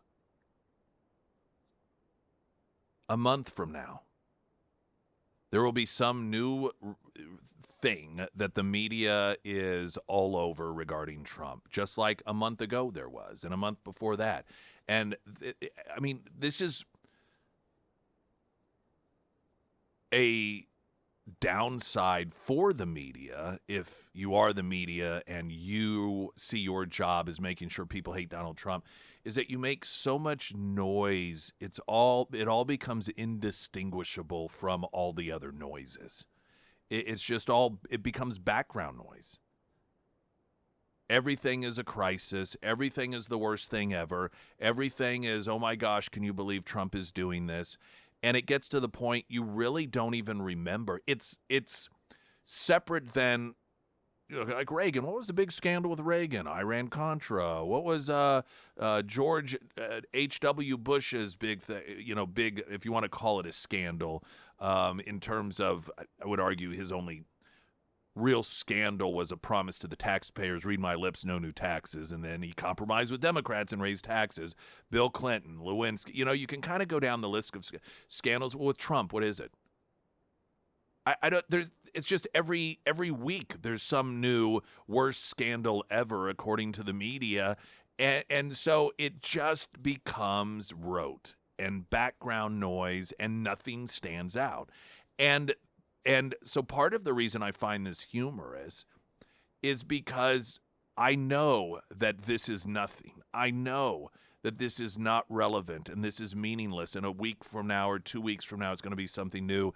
Yet it's treated as if, oh gosh, we got to ask J.D. Vance about this. We got to ask this about it. And the reaction from the White House, on one hand, I guess I find it humorous because they come out a little bit like attack dogs. And I'm like, why are you sending an attack dog out for nothing? But you do have to respond to it at the same time. And so, I don't blame the White House. I suppose you could completely ignore it and just be like, it's Vanity Fair. You're going to believe that? But because it was you're talking about actual quotes and 11 different interviews over a period of time, and you have numerous people from the administration in this photo layout, including Rubio and Leavitt and Miller and J.D. Vance and Susie Wiles. I think someone else was in there. I saw the photo. So, this was a collaborative effort of sorts, and you can't pretend as if you really weren't involved in this in any capacity. So I get the responding. I'm going to read to you some of what Town Hall has written regarding this and what Susie Wiles has said that is getting the most attention. One, comparing him to an alcoholic. Town Hall writes that she attributes her ability to work for Mr. Trump to growing up with an alcoholic father, the sportscaster Pat Summerall. Quote, high-functioning alcoholics or alcoholics in general, their personalities are exaggerated when they drink. And so I'm a little bit of an expert in big personalities. While Trump, of course, doesn't drink, she said that he has a, quote, alcoholic's personality and operates with, quote, a view that there's nothing he can't do, nothing, zero, nothing. Now, I don't find that to be controversial. I understand exactly what she's saying, and I don't disagree with that analysis, that all alcoholics are different, but it sounds to me as if her experience living with her father as an alcoholic, he was one of those, when you drink, you become a superhero, and I can do anything, they'll hold my beer sort of thing. And Trump is that way. Can you imagine if Trump actually did drink and got drunk? He'd probably be dead. Not because of overabundance, but probably because he think he could fly off the top. I could just see him. You think I could survive jumping off the top of the White House? So I don't find that to be a controversial comment in the least. I get what is being said there. She also said, I find some of this to be funny, that next to the fireplace in her West Wing office is a freestanding video monitor that is nothing but a live feed of Trump's social media post. I think that's funny. Quote, this is regarding his going after people. And she said, quote, we have a loose agreement. Now, mind you, there were 11 interviews that have taken place over months here. I think from not that far into the administration through more recently. And she said at the time, quote, we have a loose agreement that the score settling will end before the first 90 days are over. When that did not happen by August, she told Mr. Whipple that, quote, I don't think He's on a retribution tour, this is the author of the piece, but said that he was aiming at people who did bad things in coming after him. Quote, in some cases, it may look like retribution, and there may be an element of that from time to time. Who would blame him? Not me. Among the targets she acknowledged was Letitia James, the New York Attorney General, who won a civil court verdict against Trump for business fraud with a penalty of nearly $500 million, saying, well, that might be one retribution. And here's the thing about it. You can do both at the same time. If someone breaks the law and they're held accountable for it and you don't like that person, seeing that as retribution, whatever your perspective is, the fact of the matter is, simply because you dislike them doesn't mean that they shouldn't be held accountable. Wiles would later comment to the Times, downplaying Trump's motivation for retribution, saying, quote, it's not that he thinks they wronged him, although they did. He thinks they wronged and that they should not be able to do to somebody else what they did to him. And the way that you could cure that, at least potentially, is to expose what was done. She also talked about Pam Bondi. Quote, I think she completely whiffed on appreciating that there was the very targeted group that really cared about this, being the Epstein files. First, she gave them binders full of nothingness, and then she said that the witness list or the client list was on her desk. There is no client list, and it sure as hell wasn't on her desk. Mr. Vance, by contrast, understood the sensitivity because he himself was a conspiracy theorist, she said.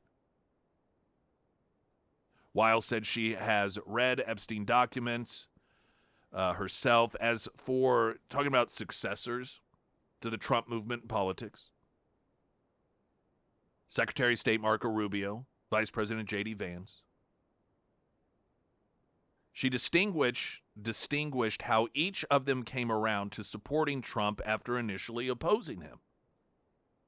She said, quote, Marco was not the sort of person that would violate his principles. He just won't.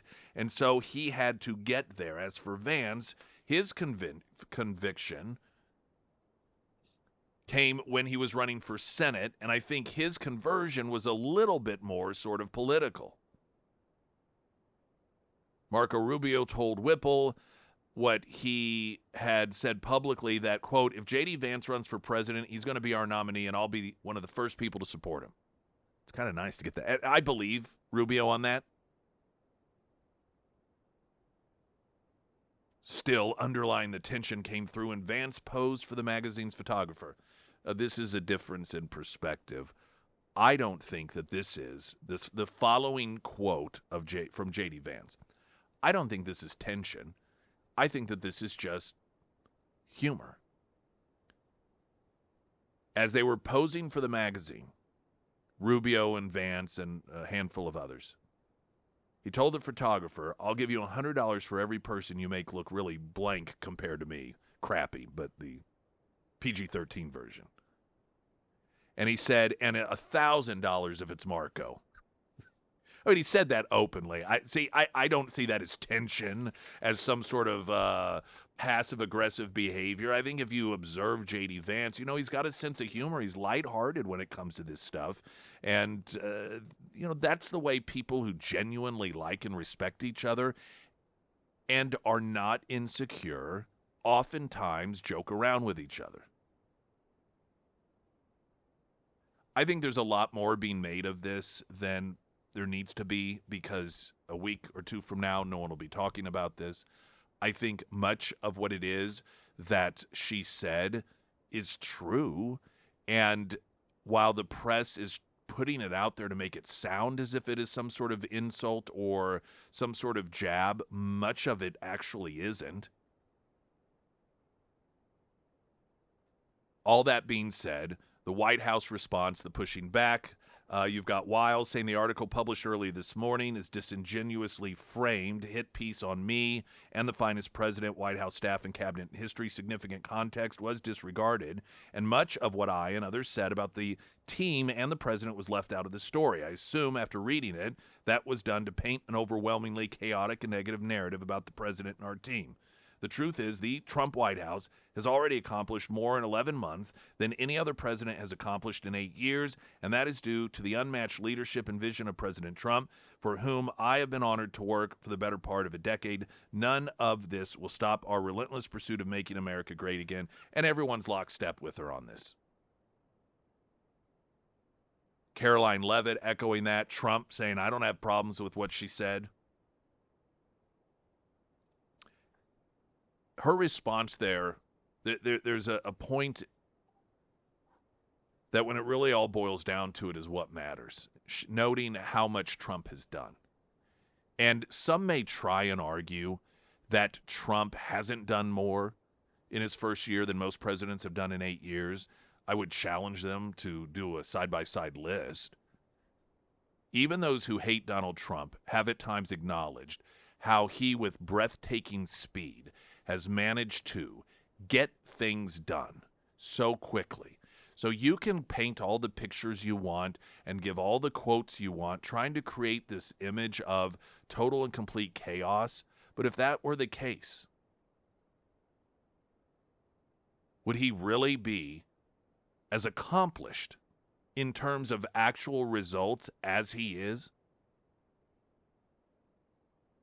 And if it really is that chaotic, can you imagine? What does that say for his ability that he has still managed to accomplish so much in such a meaningful way at such breakneck speed with what we're told is total chaos in the White House? Either version of those shows that Trump's kind of a badass. Springfield's Talk 1041, I'm Nick Reed.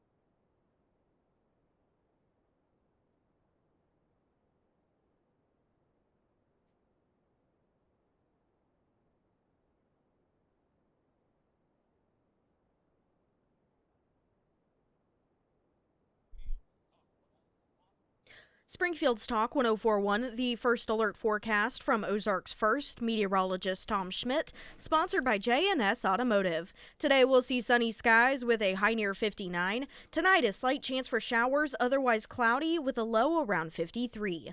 For your Thursday, a 50% chance of showers before noon and then partly cloudy with the temperature falling to around 47 by 5 p.m. And taking a look at Friday, sunny with a high near 49. Every so often, of course, we like to take a break from talking about some of the more serious stuff and just chat with someone a little more lighthearted. And you've probably heard the ads and the conversations about Jamie Lizzow that is going to be performing at the Galois Better Off Dad comedy tour, and he joins us this morning. Appreciate you being with us. And I tell you, one of the things I actually did not know until I saw Gutfeld introducing you somewhere, he referenced you being the biggest comedian out of Alaska, which is a pretty big honor. Yeah, dude, I don't know if you've told your listeners, but right now you're talking to the number one ranked comedian in Fairbanks, Alaska. It's to be honest, it's like me and a moose that makes faces. That's pretty big. How long? So it's all this going on up there. Were you born and raised in Alaska? I was not. The short answer is it's an ex-wife situation. The reason I live in Fairbanks, Alaska. I don't know if you've ever been to Alaska, but where I live is the interior, which is where, in movies where you see it's like dark 24 hours a day for 9 months out of the year. Last winter, we had 10 days where it was 30 below zero. And I'll be honest with you, it gets a little depressing. I call my friend, I go, dude, it's a little depressing up here. He goes, come on, man, isn't Alaska beautiful? I go, I don't know. It's dark. I have no idea. It might be. Well, I mean, I get these are going to sound like completely ignorant questions, but the comedy scene in Alaska, I mean, doing stand-up comedy there, what is it that much different, really? Is it just like any other city? I'll be honest with you, man. You're talking to the comedy scene in Alaska. Yeah, that's it, right now. I took it with me. Yeah, I was going to say, so they no longer have one? Exactly. Kind of a weird story, man. I went up to Alaska 25 years ago, and there's a guy named Jerry Evans who books really good comedians like once a month. He's just a huge comedy fan. He's had like Louis C.K. up there, and he does everything he can to like bring a little bit of comedy to kind of a small town. And 25 years ago, I traveled to Fairbanks, Alaska, and I married the comedy club owner's daughter. That's smart. And that's why I live in Alaska. Excellent. And so this guy still, he's still up there and he's still putting on shows, but it's very different than, I'm calling you from New York right now, where there's a show every night of the week. In Alaska, it's more like, once a month.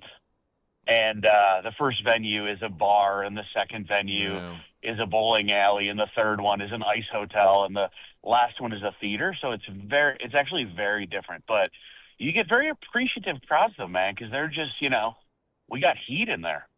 It's warm. There's not much else going on. You've, of course, done a lot of film stuff, Netflix, Real Rob, and, of course, Norm Macdonald was one of my absolute favorites, Adam Sandler, Rob Schneider, David Spade. I mean, so you've got such a resume, your own half-hour Comedy Central special. I think a lot of our listeners probably recognize you from Fox, from Gutfeld's show, as one of the favorites on there. Did you imagine? I mean, it's just times are so different, and I know they always evolve and everything. But you're on a news network. It just seems so bizarre. If you had been told that 10 years ago, you know what I mean? Is that weird to you? What do you think about all that? Nick, it's so weird. And honestly, like in comedy, I remember talking to I don't know if you know Craig Robinson. Yeah. Oh, yeah. He was in The Office. Yes. And then he was in like Hot Tub Time Machine. Yeah. I remember talking to him years ago, and I was just like on my struggling journey of comedy.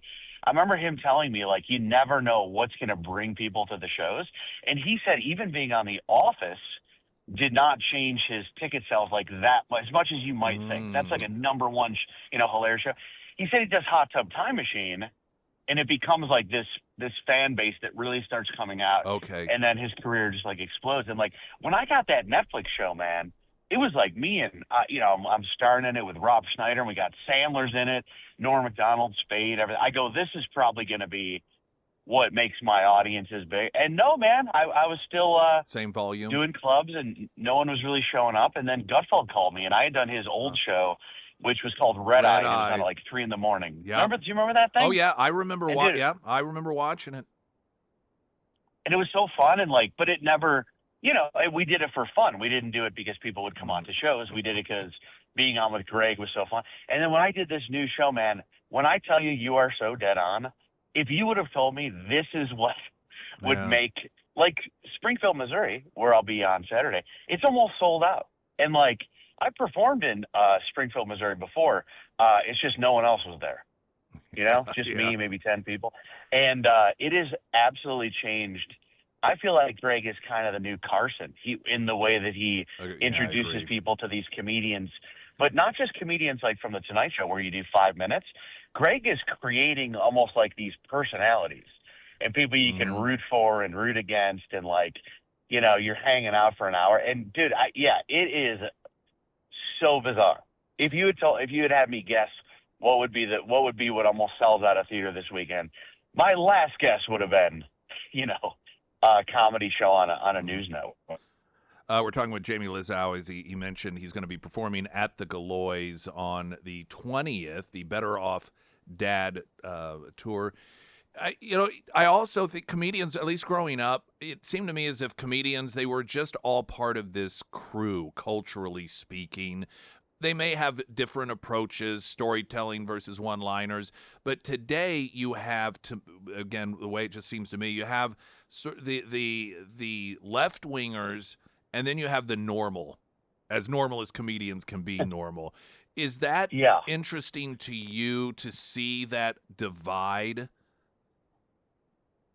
Yeah, and there is a divide. I would say one thing I do like to point out about my show, I for sure am on a left-leaning network. I don't know if you've ever heard this, but I just read recently that they said relationships, if the two people are have differing politics, the relationship cannot work. And I don't know how you feel about that, but I kind of believe that might be true. I think even with my ex-wife, like I always leaned a little bit to the right, and she left.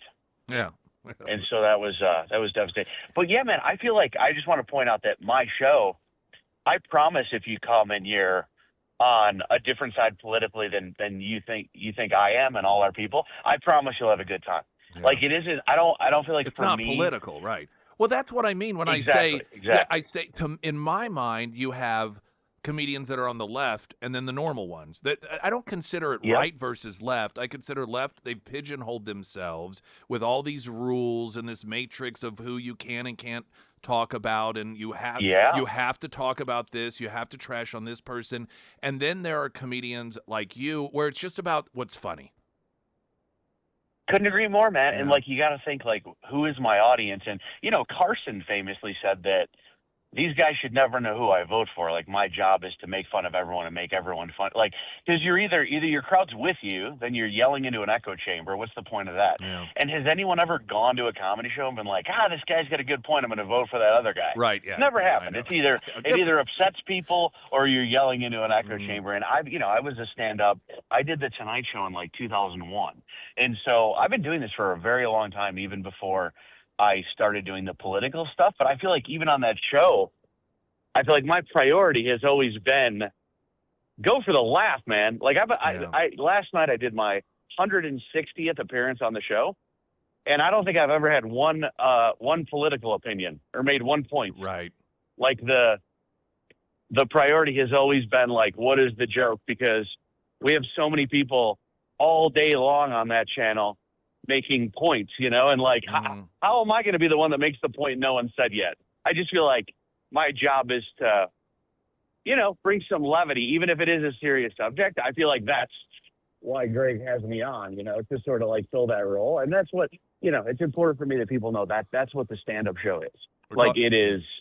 I promise we'll all have a good time no matter where we come from or what we think, I think we all want the same things at the end of the day. Yeah, I agree. Do you have time for two more questions? I know you're busy. Absolutely. Right. Yeah. What made you the way you are?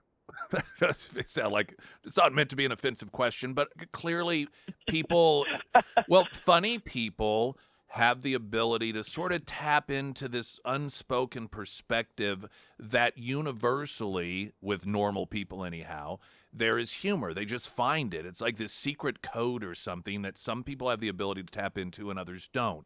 And I think for some people may be born with it. Others, they attribute it to their background growing up. Why do you think you are like you are? Dude, I have a twofold answer for you, and I apologize if this is not funny, but I swear it's true. So my dad was like the funniest guy I ever met in my whole life. Like, and his default was humor. So like, if you broke a vase, he wasn't going to yell at you. He was going to say, he was going to scream, everything's ruined dramatically, jokingly. Like we never got in trouble. It was always like the default was humor. And I lost my dad like a long time ago, when I was in college. And, I did one of those things where I was like, I gotta get out of this town. I think I gotta leave this town behind. And I almost felt like it was a little bit of a calling for me to have this dad that was so funny to go out there and be like, I always felt like he might have been a great comedian, or he might have been a great actor, and he did something different, which happens to a lot of people are like that, where they have these hilarious dads that ended up, working in a factory or, was a teacher or whatever. And I think I sort of felt like I had to grab that torch. And it sounds bizarre, but I saw a Rodney Dangerfield young comedian special 20 years ago and immediately was like, oh, I'm supposed to do that. As a 12-year-old, I remember thinking, oh, I'm supposed to do that. And other friends at that age want to be pirates and princesses and monsters. And I didn't realize comedian was a real job until, many years later. I thought it was like a silly, funny kid job. But turns out, man, you can you can go to Springfield, Missouri and tell jokes on a Saturday night. And that's a job, I guess. Yeah, Jamie Litzow, a Better Off Dad comedy tour at the Galois Saturday. And so then my final question, now my very, very first, as soon as I saw the graphic for the tour, I think, oh, Better Off Dead. I'm taking a nod to some degree to that. What was the thinking behind that? Or did you just love that? That's one of my all-time favorite movies, incidentally. Dude, yeah. So it was, I kind of wanted to have a tour where my last tour was the divorced dad. And I think it was a lot of, maybe concentrating on the negative, which is, losing all your money. And that was a tough tour because in the divorce, my wife got all the punchlines and I got the setups in the divorce. So it was a harder tour. But this one's more about moving out. I just got married a few months ago and kids are getting older and the show is more about that. It's more about being a dad and stuff. My son, I don't know if you have kids, but my son just turned 17 and he started driving and he dropped me off at the airport on my way to New York last week. And it's just wild, man. And it was a, it was a coincidence. He drives for Uber and I just happened to get him, but it is wild just watching, the kids grow up. And I feel like this tour is I feel like everybody can relate to the stuff that, just it's how it goes by so fast and how, I feel like my theme, if I had one, was you never know what's bad and good news, I got divorced. I literally lost all my money. I live in Alaska, which couldn't possibly be further from the industry of comedy. And that could end your career. But instead, it's how everybody knows me, from Gutfeld. All the bad things kind of led to, relating to people through that pain or whatever and through that journey and kind of brings me to what my hour is now. Well, I'm a firm believer, I was just having this conversation yesterday, that whenever something is going on that's bad and miserable, those always can make the funniest stories down the road. Oh, I mean, they just do. 100%, man. Yeah. Dude, I was on stage once and it was in North Carolina in the summer, and it was a theater, and I got there, and they go, hey, we got some really bad news. There was 300 people here a minute ago, and they go, then the air conditioner broke, and everybody left. It's so hot. It's 100 degrees in here. They're like, we're going to do the show anyway. 10 people stayed. We're going to open the windows to get a little bit of cool air in here, and I'm like, oh my goodness, all right. So I get on stage, and I swear this, every joke that I tell that doesn't get a big laugh, out the window in North Carolina at night in the summer, every joke I tell, I can actually hear crickets. Literally. Out the window, literal crickets. And as I was bombing, as I was having this horrible set, I thought to myself, I cannot wait to tell my friends Right. about this horrible story. Like, it almost made it not so bad, because I was like, man, this is horrible. I can't wait to tell everybody. Well, that this is hilarious. and that stands out to me. Years ago, I was watching. Oh, what was that? The show used to be on PBS where that stuffy guy would sit down and talk. Oh, Inside the Actors Studio? Yeah, and it was Larry David. And he was talking with Larry David about the first time he did stand-up. And Larry David had this whole story. Just like, it was the most miserable train wreck of a disaster dumpster fire ever. And him telling that story made me think, I feel like everyone in life should try it at least once, because it was such a great story to be told. The performance at the Galois this Saturday, we'll get a link up at ksgf.com under Must Read Headlines. Is that where we'll put it, Sarah? Yep, I'll put it right there. All right, KSGF.com. so before it does sell out, our listeners can go ahead and purchase tickets to see Jamie Lizzow. Thank you so much for being with us. I really appreciate it, for the Better Off Dad comedy tour, and I hope you definitely enjoy your time here in Springfield. Hey, my pleasure, man. I really enjoyed talking to you. And just lastly, I don't want people to think like all I do is ride out the success of Greg Gutfeld. It's a lot of what I do, but I also have stuff that I do completely on my own. If anybody wants to buy tickets or check out my website, it's totally different. It's you can go to greggutfeldsfriend.com. Yeah, I love that web address, by the way. We were talking about that earlier. I said I love that. Thank you, sir, and I know it'll be a great show Hey, man, Saturday. good chatting with you. All right, man. Have a good rest of your day. Appreciate the time. Hey, you bet. Take care. Jamie Lizzow, everyone. And again, we'll have that link up at ksgf.com. So you get those tickets before it does sell out, because I'm sure that it will. And Galois, it's a great venue.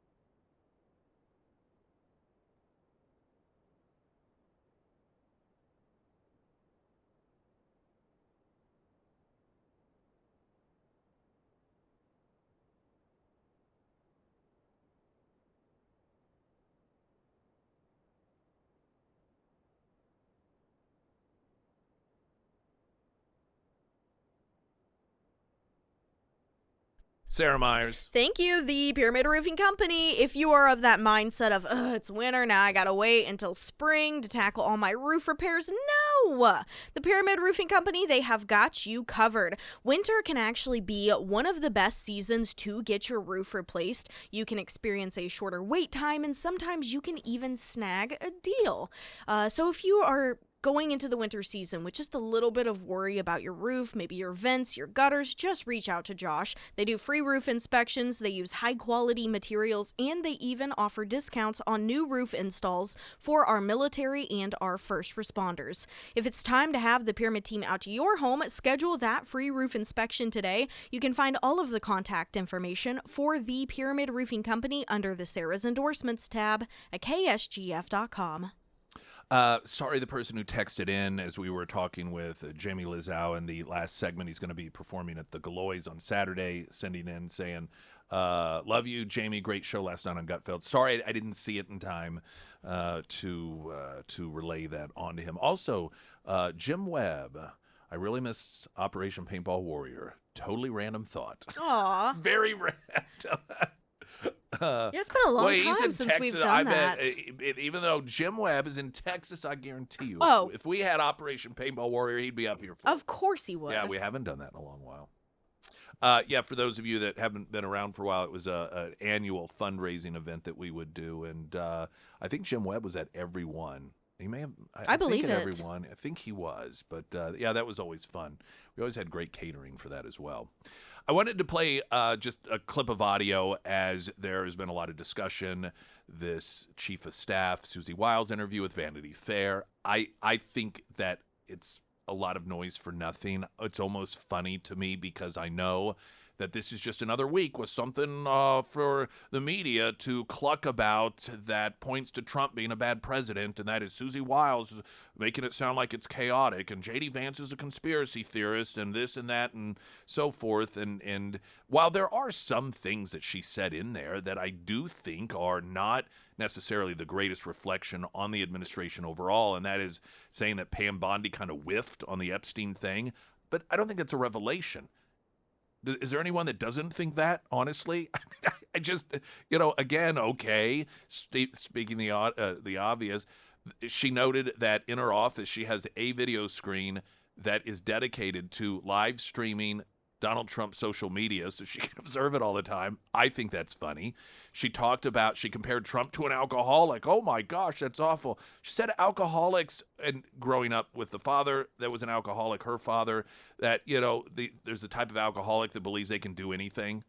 The hold my beer person, I can do that. And she said that's how Trump is. That is Trump. There isn't anything Trump doesn't think he can do. I mean, he can do anything in his mind.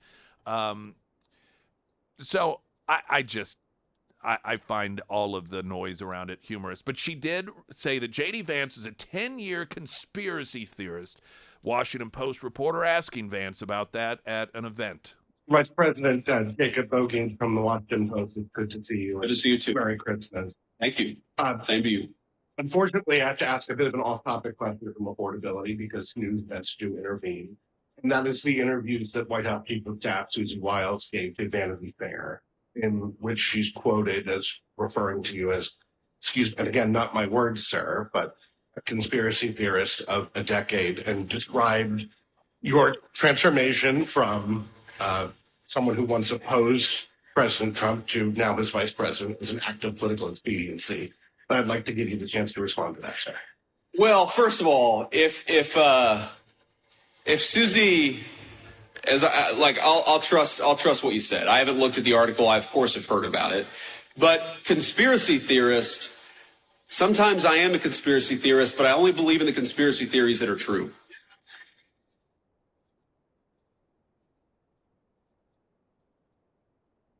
And by the way, Susie and I have joked in private and in public about that for a long time. For example, I believed in the crazy conspiracy theory back in 2020 that it was stupid to mask 3-year-olds at the height of the COVID pandemic, that we should actually let them develop some language skills.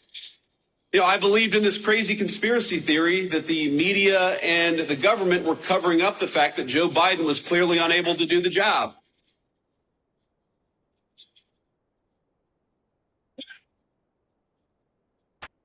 And I believed in the conspiracy theory that Joe Biden was trying to throw his political opponents in jail rather than win an argument against his political opponents. So,